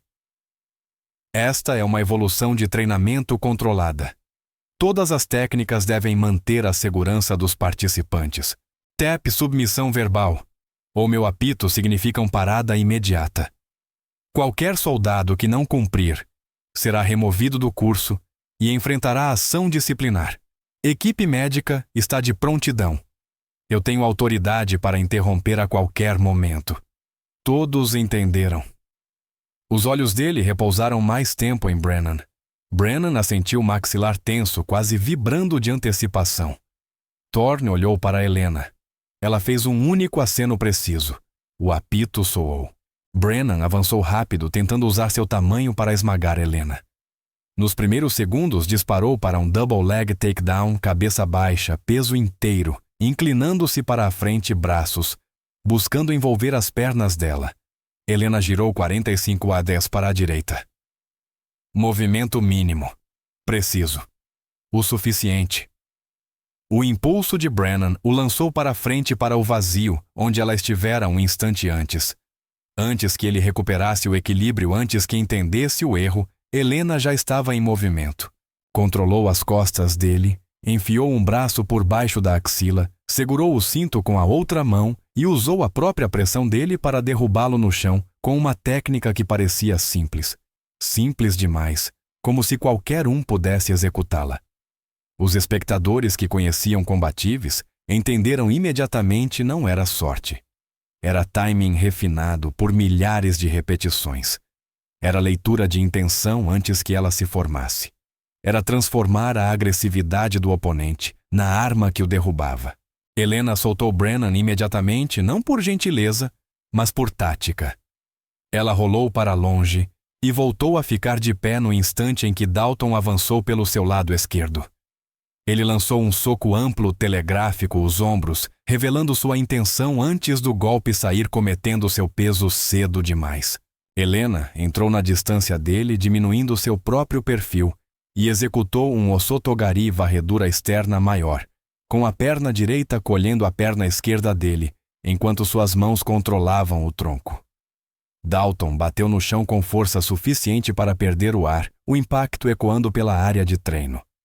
Westbrook veio pela direita dela, tentando acertar o momento em que ela ainda lidava com Dalton. Tentou um body lock, braços estendidos para envolver seu torso e usar a vantagem de tamanho. Helena sentiu sua aproximação pela visão periférica, aquela consciência espacial treinada no Sphinx, a habilidade de entender movimento sem precisar olhar diretamente. Ela baixou o nível do corpo, mudando-a da altura de repente, escapando por baixo dos braços dele. Em seguida, projetou o ombro com precisão na parte superior do abdômen dele, logo abaixo das costelas, um golpe direcionado para cortar o ritmo respiratório e o equilíbrio. Westbrook recuou cambaleando, tossindo. Brennan estava de pé novamente, mais furioso, respirando pesado. A vitória fácil que imaginara não estava acontecendo. Desta vez, ele avançou com mais cautela, usando seu fundamento de luta, agarrada de forma adequada.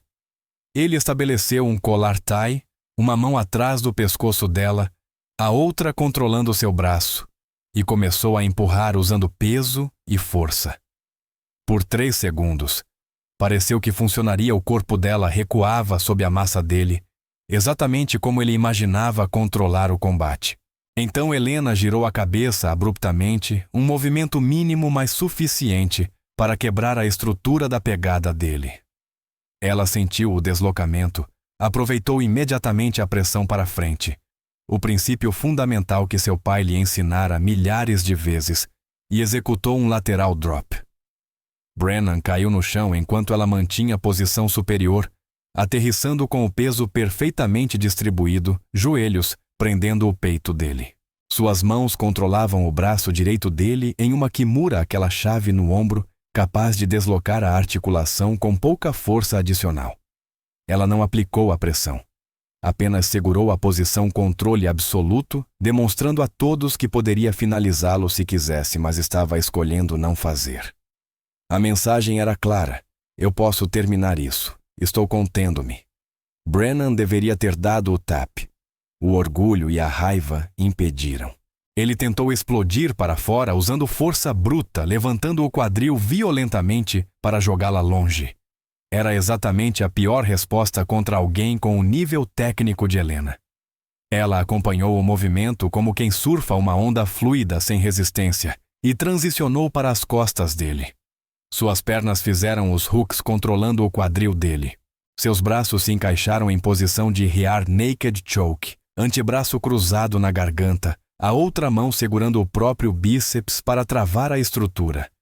Ela não apertou, apenas posicionou. A ameaça era evidente, bastaria um aperto e o fluxo sanguíneo ao cérebro dele cessaria. Em segundos, ele apagaria. Todo mundo viu. Thorne avançou para encerrar a luta, mas Helena soltou antes que Brennan tocasse, ou que o apito precisasse ser usado. Ela rolou para longe, levantou-se e voltou à postura neutra.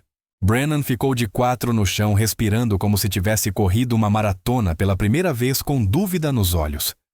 O padrão se repetiu pelos 2 minutos e meio seguintes, que pareceram muito mais longos para todos os presentes. 3 homens atacando com crescente desespero, usando tamanho força-número, e Helena movendo-se entre eles como água entre pedras, sempre meio segundo à frente, lendo intenções, explorando erros, demonstrando um nível de domínio técnico que tornava suas vantagens irrelevantes. Ela não era espalhafatosa. Nada de chutes giratórios, nada de projeções dramáticas, nada feito para parecer bonito. Cada movimento tinha propósito. Cada técnica era fundamental, cada transição eficiente. Era a diferença entre alguém treinado em um currículo e alguém treinado por pessoas que usaram aquelas habilidades para sobreviver em lugares onde erros significavam morte. No marco dos 3 minutos, os danos acumulavam. Dalton tinha o nariz sangrando de um cotovelo incidental durante uma disputa de posição, sangue escorrendo pela camisa. Westbrook protegia as costelas onde caíra mal ao tentar fugir da montada. Cada respiração era esforço visível. Brennan mancava do tornozelo esquerdo após uma rasteira e o ombro direito queimava com aquela antiga lesão da Ranger School renascendo. O que os espectadores não percebiam, mas Helena sabia desde o começo, era que ela havia identificado aquela lesão no ombro já nos primeiros segundos do combate. Ela havia observado Brennan favorecer o ombro, viu como ele vencia quando conseguia transferir peso por ele e registrou aquilo como uma fraqueza explorável. E deliberadamente escolheu não explorá-la. Todas as vezes em que poderia ter atacado aquele ombro, aumentado a lesão ou aplicado pressão, ela escolheu outra técnica. Não era misericórdia, era avaliação profissional. Ela estava provando que era melhor sem recorrer à vulnerabilidade dele, demonstrando superioridade por pura técnica, não por exploração. Foi então que o autocontrole de Brennan finalmente quebrou. 4 minutos e meio sendo dominado por alguém que ele desprezava. 4 minutos e meio de suas certezas sendo destruídas sistematicamente. 4 minutos e meio testemunhando tudo o que acreditava sobre tamanho, força e gênero, tornar-se irrelevante diante de alguém que simplesmente sabia, mas movia-se melhor, entendia combate em um nível mais profundo. Seu ego não suportou. Sua visão de mundo não comportava aquilo. Então ele abandonou técnica completamente e partiu para a agressão pura. Ele avançou sem preparação, sem estratégia, apenas violência. Empurrou Helena para trás e para o chão, com cada quilo de seus 100 quilos, forçando-a a cair. Prendeu um guillotine choke ao redor do pescoço dela. Aquele estrangulamento frontal que, se aplicado corretamente, corta o fluxo sanguíneo rapidamente. E ele torceu com força total. Não progressão técnica, não controle. Apenas força bruta tentando fazê-la desistir pela dor e pressão. Helena deu o tap. 3 batidas claras no braço dele, o sinal universal de rendição. Ele não soltou. Ele apertou mais. Torceu mais. Tentou apagá-la para provar seu ponto não por técnica, mas por ego. A voz de Thorne cortou o ar como um chicote. Brennan, solte. Agora. Isso é uma ordem direta. Brennan não ouviu ou não quis ouvir. A névoa vermelha da humilhação havia tomado conta. Ele não era mais um instrutor. Era um homem tomado pela necessidade primitiva de vencer, de dominar, de provar algo para si mesmo. Foi aí que os instintos de sobrevivência de Helena, refinados por milhares de horas de treinamento real, assumiram automaticamente. Aquilo já não era mais treinamento. Era uma ameaça real e imediata de alguém que perdera o controle. Ela respondeu como fora treinada para responder a ameaças reais. Sua perna direita enganchou atrás da perna esquerda de Brennan. Seus quadris explodiram para cima em um bridge, gerando força do core e das pernas de todo o corpo, trabalhando em coordenação perfeita. Ela usou o excesso de força dele contra ele, princípio absoluto que aprendera desde criança, e reverteu a posição tão rápido que muitos espectadores nem viram o movimento. Imediatamente ela transicionou para um Arm Triangle Choke, usando o próprio ombro de Brennan como parte do estrangulamento, comprimindo as artérias carótidas e interrompendo o fluxo de sangue para o cérebro. Ela travou a posição com precisão cirúrgica. Brennan bateu freneticamente. 1 vez, 2, 3, 4, 5 vezes. Batidas desesperadas contra o braço dela, contra o chão, contra qualquer coisa que a mão alcançasse. Helena segurou por 2 segundos adicionais. Não o suficiente para causar dano real, apenas o suficiente para enviar uma mensagem impossível de ignorar. Você não me soltou quando bati. Eu estou escolhendo soltar você. Lembre-se do que significa estar indefeso. Lembre-se que eu lhe dei misericórdia que você não me deu. Então ela soltou, rolou para longe e levantou-se. Havia sangue em seu lábio inferior rompido durante o confronto. Marcas roxas começavam a se formar no pescoço, escuras, visíveis, até sob o sol da tarde.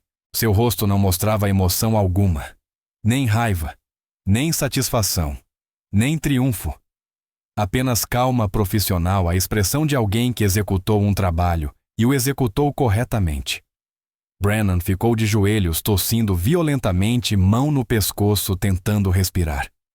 Seu rosto, antes vermelho de fúria, agora estava pálido, a cor de alguém que sentiu medo real. Alguém que percebeu o que significava ter outra pessoa segurando sua vida e escolhendo deixá-lo viver. Finalmente, ele entendeu o que havia realmente desafiado. Não um produto de diversidade, não alguém abaixo dos padrões, mas uma arma. Forjada por treinamentos que ele nem imaginava, testada em combates que ele jamais experimentara, carregando habilidades que faziam sua qualificação Ranger parecer um troféu de participação. A compreensão estampou-se em seu rosto, visível para todos. Não era apenas derrota, era reconhecimento. Foi nesse momento que uma voz ecoou pelo campo forte autoritária, instantaneamente congelando todos. Command Sergeant Major Thorne, mantenha essa formação. O brigadeiro-general Marcus Ashford atravessou o portão com seu ajudante e um oficial da JAG ao lado. Todos os soldados ficaram em posição de sentido tão rápido que pareceu coreografado. Ashford tinha 65 anos, postura de quem comandou por décadas, e quando ele caminhava, as pessoas abriam caminho. Quando ele falava, as pessoas escutavam. As 2 estrelas em sua gola significavam que ele era um dos oficiais mais graduados da instalação, e sua reputação significava que essas estrelas subestimavam muito sua influência real. Ele levou o tempo dele atravessando até o ringue, as botas esmagando a argila vermelha da Geórgia, deixando o silêncio crescer. Quando chegou à borda, Examinou a cena com a expressão de alguém que viu exatamente o que esperava ver e agora decidia o que fazer a respeito. "Ajoelhem", disse ele. A voz não era alta, não precisava ser. Carregava a autoridade absoluta do tipo que vem de mais de 30 anos comandando soldados nos piores lugares da terra. Todos obedeceram imediatamente. Brennan Dalton e Westbrook se ajoelharam onde estavam. Os espectadores nas arquibancadas permaneceram sentados, mas imóveis. Helena ajoelhou-se também, embora os olhos de Ashford tenham pousado nela por um breve instante, um reconhecimento silencioso. Thorne permaneceu de pé, como era seu direito como NCO Sênior, mas até ele parecia desconfortável com o que estava prestes a acontecer. Ashford cruzou as mãos atrás das costas e começou a falar com um tom que misturava decepção-cálculo e algo mais difícil de definir. "Observei este curso por 3 semanas", disse ele. "Recebi uma queixa formal, alegando que uma soldado não atendia aos padrões. A queixa era detalhada profissional assinada por um NCO qualificado Ranger. Então levei a sério.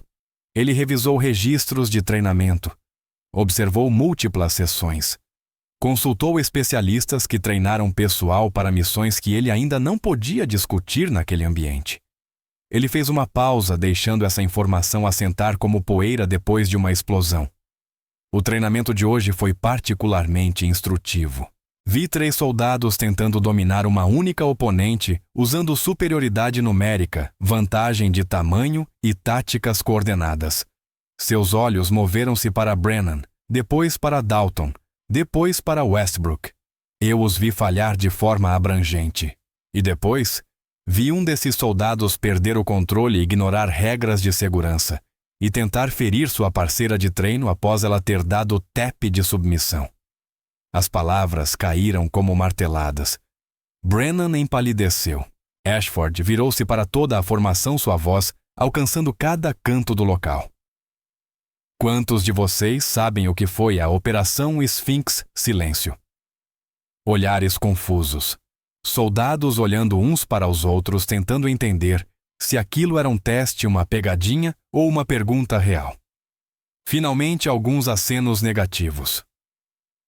18 meses atrás, continuou Ashford, o Departamento de Defesa iniciou um programa classificado. O objetivo era desenvolver operadoras capazes de conduzir missões em ambientes negados, onde soldados homens não conseguiam operar de forma eficaz. Seleção para acesso cultural, coleta de inteligência e ações diretas, em contextos que exigiam capacidades que o exército convencional não possuía. Compreensão começou a surgir nos rostos. O nível de ruído caiu para silêncio absoluto. Os padrões de seleção eram equivalentes ao SFAS Avaliação e Seleção das Forças Especiais. O pipeline de treinamento utilizou instrutores de nível 1 de toda a comunidade de operações especiais, especialistas israelenses de Krav Maga de Sayeret Matkal, instrutores de CQB da Delta Force, especialistas de combate corpo a corpo do SEAL Team, 6 assistentes médicos, Ranger Qualified, ensinando trauma avançado. Agora todos entendiam onde aquilo estava indo. O programa operou por 16 meses antes que complicações orçamentárias e pressões políticas forçassem sua dissolução. 48 candidatas do exército inteiro, infantaria, polícia militar, inteligência, médicas de combate, todas voluntárias, todas com experiência de implantação. A voz de Ashford ficou mais baixa e por isso ainda mais intensa. 12 se formaram. 12 de 48. As demais desistiram ou foram cortadas por não atenderem aos padrões. Essas 12 mulheres foram então implantadas em múltiplos teatros de operações, conduzindo missões que não posso descrever em detalhes, mas que contribuíram diretamente para objetivos de segurança nacional e salvaram vidas americanas. Ele se virou completamente para Helena e agora todos seguiram seus olhos. Capitã Helena Ravencraft Toft, 8 anos de serviço, Infantaria MOS 11B, implantada no Afeganistão 2020-2021, 2º Batalhão, 8Z7 no Regimento de Infantaria, província de Kandahar, integrada a uma Female Engagement Team. O tom formal deixava claro que aquilo era reconhecimento oficial. Em março de 2021, seu elemento foi emboscado durante operações em vilarejo próximo à fronteira paquistanesa. O intérprete foi morto instantaneamente. A comandante da equipe, Major Sarah Callahan, foi atingida por fragmentação de RPG, que rompeu sua artéria femoral. O médico da equipe estava preso sob fogo de 2 posições e incapaz de alcançar a ferida. Pessoas se inclinaram para a frente presas pela história, pelos detalhes reais que davam peso ao momento. A capitã Raven Craftoft rastejou 40 metros sob fogo inimigo, usando um canal de irrigação para se ocultar, enquanto disparos atingiam o solo a centímetros de sua posição. Ela alcançou a Major Callahan, aplicou um torniquete enquanto permanecia deitada sob fogo inimigo e depois abriu fogo com uma das mãos, enquanto mantinha pressão direta no ponto da hemorragia arterial com a outra durante 9 minutos, até que o apoio aéreo chegasse e a evacuação médica pudesse pousar. Ashford fez uma pausa para dar ênfase. O relatório pós-ação dos cirurgiões de campanha afirmava que sem aquela aplicação do torniquete e a pressão contínua, a Major Callahan teria sangrado até a morte em menos de 3 minutos. As ações da capitã Raven Craftoft, sob fogo, sua habilidade técnica em atendimento médico e sua coragem salvaram a vida de sua comandante. A Major Callahan sobreviveu tempo suficiente para chegar a Bram, onde acabou morrendo por complicações, mas viveu 48 horas a mais do que viveria sem a intervenção desta soldado. O peso disso pairou sobre a formação como uma presença física. Com base nesse desempenho em combate, a capitã Raven Craftoft foi selecionada para na Operação Sphinx. Ela completou os 8 meses do Pipeline e se formou em 4º lugar em uma turma de 12. Proficiência em combate corpo a corpo, avaliada no padrão de operações especiais. Certificações de instrutora em 3 disciplinas marciais distintas. Avaliações de desempenho de instrutores com mais experiência de combate combinada do que todos nesta formação. Inclusive, eu classificaram-na como excepcionalmente talentosa no combate aproximado. A voz de Ashford caiu para quase um sussurro, o que fez cada palavra cortar mais fundo.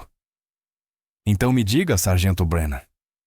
Depois do que acabou de acontecer, depois de tentar sufocá-la mesmo, após ela ter dado o tap, depois de ela ter podido quebrar seu braço, deslocar seu ombro, aquele que você lesionou na Ranger School ou deixá-lo inconsciente, mas ter escolhido não fazê-lo, depois de ela demonstrar superioridade técnica contra 3 oponentes simultaneamente, você ainda acredita que a capitã Raven Craftoft não atende aos padrões? Brennan não conseguiu falar. Sua boca abriu, fechou. Abriu de novo. Nenhum som saiu. O que ele poderia dizer? Cada suposição que fizera havia sido destruída. Cada certeza despedaçada. Ele havia desafiado alguém que operava em um nível que ele não era capaz de compreender, e ela fizera parecer fácil. Ashford deixou o silêncio se prolongar por um momento longo antes de continuar. Eu fui o defensor militar da Operação Sphinx no Pentágono. Lutei para manter aquele programa vivo quando os ventos políticos mudaram contra ele. Perdi essa batalha. Restrições orçamentárias, pressões políticas, preocupações com percepção pública. O programa foi encerrado, seus registros saneados. As 12 graduadas foram dispersas de volta a unidades convencionais. Sua expressão endureceu, mas fiz questão absoluta de que essas 12 mulheres fossem protegidas. Fiz questão de que seus registros fossem marcados adequadamente. Fiz questão de que tivessem defensores caso surgisse resistência institucional. E estive esperando para ver se alguma delas daria um passo adiante para ensinar, para transmitir o que aprenderam, para continuar o legado, mesmo que o programa oficialmente nunca tenha existido. Ele olhou para Helena com algo que poderia ter sido orgulho. A capitã Raven Craftoft é a primeira. Ela se voluntariou para este curso de instrutores, não porque está fugindo de seu passado, mas porque está transformando-o em arma. Ela está aqui para ensinar a próxima geração de soldados o que aprendeu em lugares que não posso nomear, fazendo coisas que não posso descrever, em um nível que a maioria de vocês nunca alcançará. Ashford voltou-se para toda a formação. O exército dos Estados Unidos é melhor por ter soldados como a capitã Ravencroft, soldados que provaram seu valor em combate, soldados que completaram treinamentos que a maioria dos homens não conseguiria concluir, soldados que entendem que capacidade não tem exigência de gênero, que competência se demonstra através de desempenho, e que o ethos guerreiro transcende qualquer categoria demográfica. Ele deixou isso assentar, e então entregou o golpe final. Estou direcionando as seguintes ações. Sargento Brennan, você receberá um memorando de reprimenda de oficial general por violações de segurança de treinamento. Será transferido para Fort Cavazos, Texas, enquanto ocorre uma investigação formal. Você está removido deste curso imediatamente. A carreira de Brennan havia acabado. Um Gomor era devastador para um NCO. Ele jamais seria promovido novamente e provavelmente seria forçado a deixar o serviço em sua patente atual. A realização disso apareceu claramente em seu rosto. Sargento Dalton, você receberá uma advertência escrita e será submetido à reciclagem obrigatória de educação militar profissional. Permanecerá neste curso sob status probatório.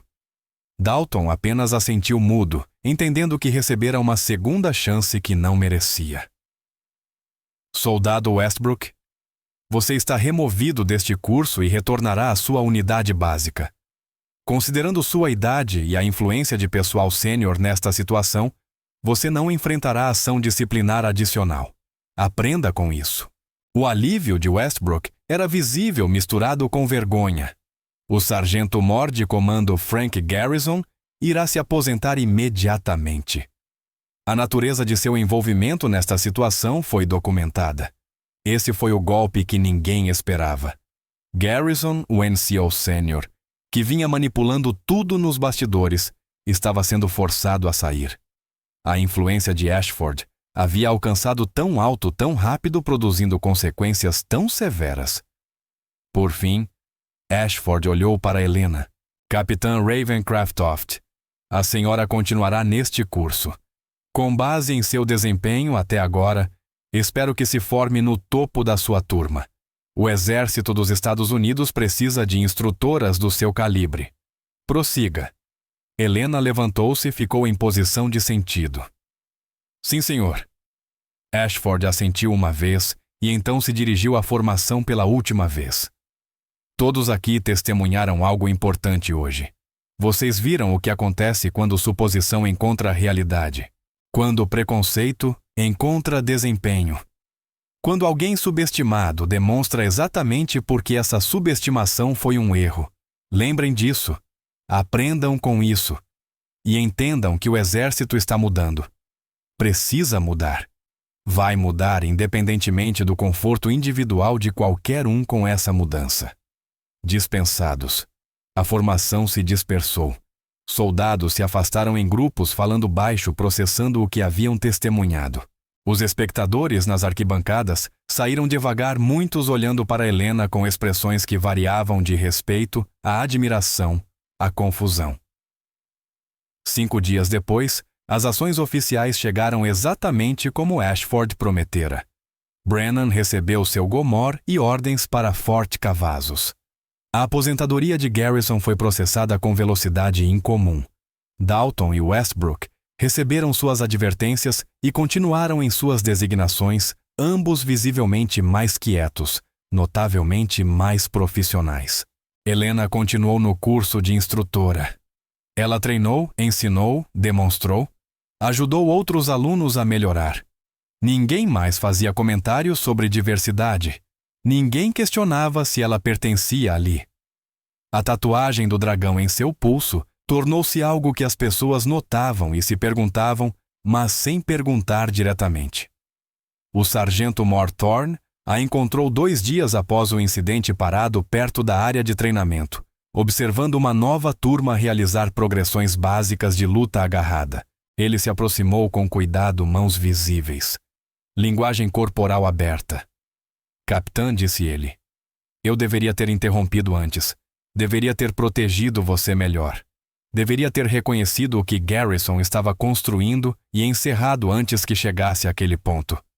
Helena olhou para ele com aqueles olhos calmos que já tinham visto demais. O senhor não poderia ter parado o Sargento Moore. Não de verdade. Mesmo que tivesse negado aquela demonstração específica, a atitude permaneceria. A crença de que eu não pertenço, de que padrões foram reduzidos, de que minha presença prejudica a instituição. Isso não era sobre uma evolução de treinamento. Era sobre uma lição que várias pessoas precisavam aprender. Ainda assim, eu deveria ter feito melhor. O senhor aprovou com medidas de segurança. Estava pronto para intervir, cumpriu seu dever. E agora todos que assistiram aprenderam algo que não aprenderiam de outro modo. Às vezes a educação exige demonstração. Thorne estudou seu rosto. A Guerra do Golfo me ensinou muitas lições. Uma delas é que mulheres são multiplicadoras de força de formas que o exército convencional não queria reconhecer. Levou 40 anos para começarmos a alcançar essa realidade. Continue ensinando, capitã. Nós precisamos disso. Na segunda-feira seguinte, Helena ficou diante de uma formação de 28 soldados, iniciando sua certificação de combatives nível 4. Ela não mencionou o que havia acontecido, não falou sobre seu passado, não explicou a tatuagem do dragão. Apenas demonstrou uma técnica, um golpe de quadril básico a partir da pegada no colarinho, dividiu-o em componentes e pediu voluntários para praticar. O soldado especialista Derek Maddox deu um passo à frente. Depois o sargento que estivera na plateia durante a demonstração. Depois mais 2, depois outro. Em pouco tempo, a turma inteira estava envolvida fazendo perguntas, anotando, tratando-a exatamente como o que ela era, uma especialista ensinando seu ofício. Após a aula, Maddox se aproximou perto do galpão de equipamentos. Parecia hesitante, como alguém reunindo coragem para fazer uma pergunta difícil. Senhora, disse baixinho. É verdade o que o general Ashford disse sobre a Operação Sphinx? Sobre o treinamento, as missões. Tudo isso. Helena olhou para ele por um longo momento, avaliando se aquilo era apropriado se responder. Violaria protocolos de segurança se a verdade ajudaria ou prejudicaria. Finalmente ela ergueu a manga direita um pouco, apenas o suficiente, para mostrar a pequena tatuagem do dragão em seu pulso. O programa não existe mais, disse ela com cuidado. Oficialmente nunca existiu. Mas o que ele nos ensinou, o que aprendemos, isso não desaparece só porque documentos são destruídos. Habilidades não desaparecem quando instituições falham. Conhecimento persiste. Se você quer aprender o que eu posso ensinar, eu ensino. Não porque você é especial, mas porque está disposto a trabalhar. Maddox assentiu devagar, algo como reverência em sua expressão. Sim, senhora. Claro. Meu tio sempre disse que o exército seria melhor no dia em que descobrisse como usar todos os seus guerreiros corretamente. Acho que ele tinha razão. Seu tio parece um homem sábio. Agradeça a ele pelo serviço e por ensinar o sobrinho a pensar com clareza. Naquela noite, Helena sentou-se em seu quarto da caserna, a porta aberta para captar a brisa, limpando suas botas, com o cuidado metódico que seu pai havia lhe inculcado décadas antes. Os 2 conjuntos de placas de identificação repousavam sobre o armário, as de Callahan e as de Torres, capturando a última luz que entrava pela janela. Ela pensou nas outras 11 mulheres da Operação Sphinx, espalhadas por instalações ao redor do mundo, carregando a mesma marca. As mesmas habilidades, o mesmo fardo de serem boas demais para serem acreditadas, mas excessivamente classificadas para serem reconhecidas. Seu telefone tocou. Ela sorriu ao ver o identificador de chamadas.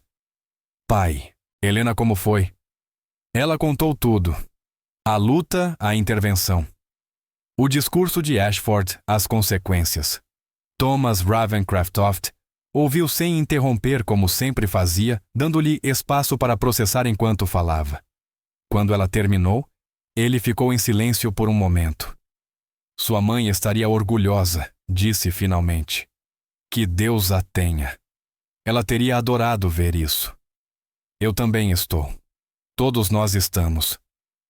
Falei com o Gunny, o Chief e o Coronel esta manhã. Estão chamando você de a Dama do Dragão, no salão da VFW. Eles querem dizer isso como o maior elogio possível. Diga a eles obrigada. Diga que tudo o que me ensinaram fez diferença. Tudo se encaixou ontem de um jeito que eles entenderiam. Eles sabem, Helena. Você entende o que fez certo. Você não apenas venceu uma luta. Você ensinou uma lição que vai ecoar para além de Fort Moore. Cada pessoa que viu, que ouviu falar, que contar a história para outra. Você provou algo importante. Que os velhos caminhos, as habilidades fundamentais, o conhecimento guerreiro que transmitimos transcende demografia. É sobre competência, não categorias. Era isso que eu esperava. Visite no mês que vem. Os caras querem ver você. Querem ouvir as histórias que você pode contar. Querem saber que o trabalho deles valeu. Valeu sim, pai. Cada hora que o Senhor passou me ensinando, cada lição, cada princípio, tudo me preparou para isso. Depois que desligaram o telefone de Helena, vibrou com uma mensagem de texto de um número desconhecido. Envio criptografado remetente anônimo, mas ela reconheceu o protocolo. Uma das outras graduadas da Sphinx. 11 irmãs assistindo. Vimos o que você fez. O General Ashford garantiu que soubéssemos. O legado do dragão continua através de você. Orgulho é pouco. Denver no mês que vem. Às 12 horas de discutir nosso futuro. Viper. Helena encarou a mensagem por um longo momento. Catherine Voss, sua oficial de treinamento, sua defensora ainda as protegendo das sombras, ainda mantendo a rede, ainda garantindo que a Irmandade continuasse mesmo depois de a instituição que a criou ter sido apagada. Ela digitou uma resposta rápida. Estarei lá. Reaper. Helena colocou o telefone de lado e olhou para a tatuagem do dragão em seu pulso. Amanhã ela ensinaria. O trabalho continuava. O legado permanecia.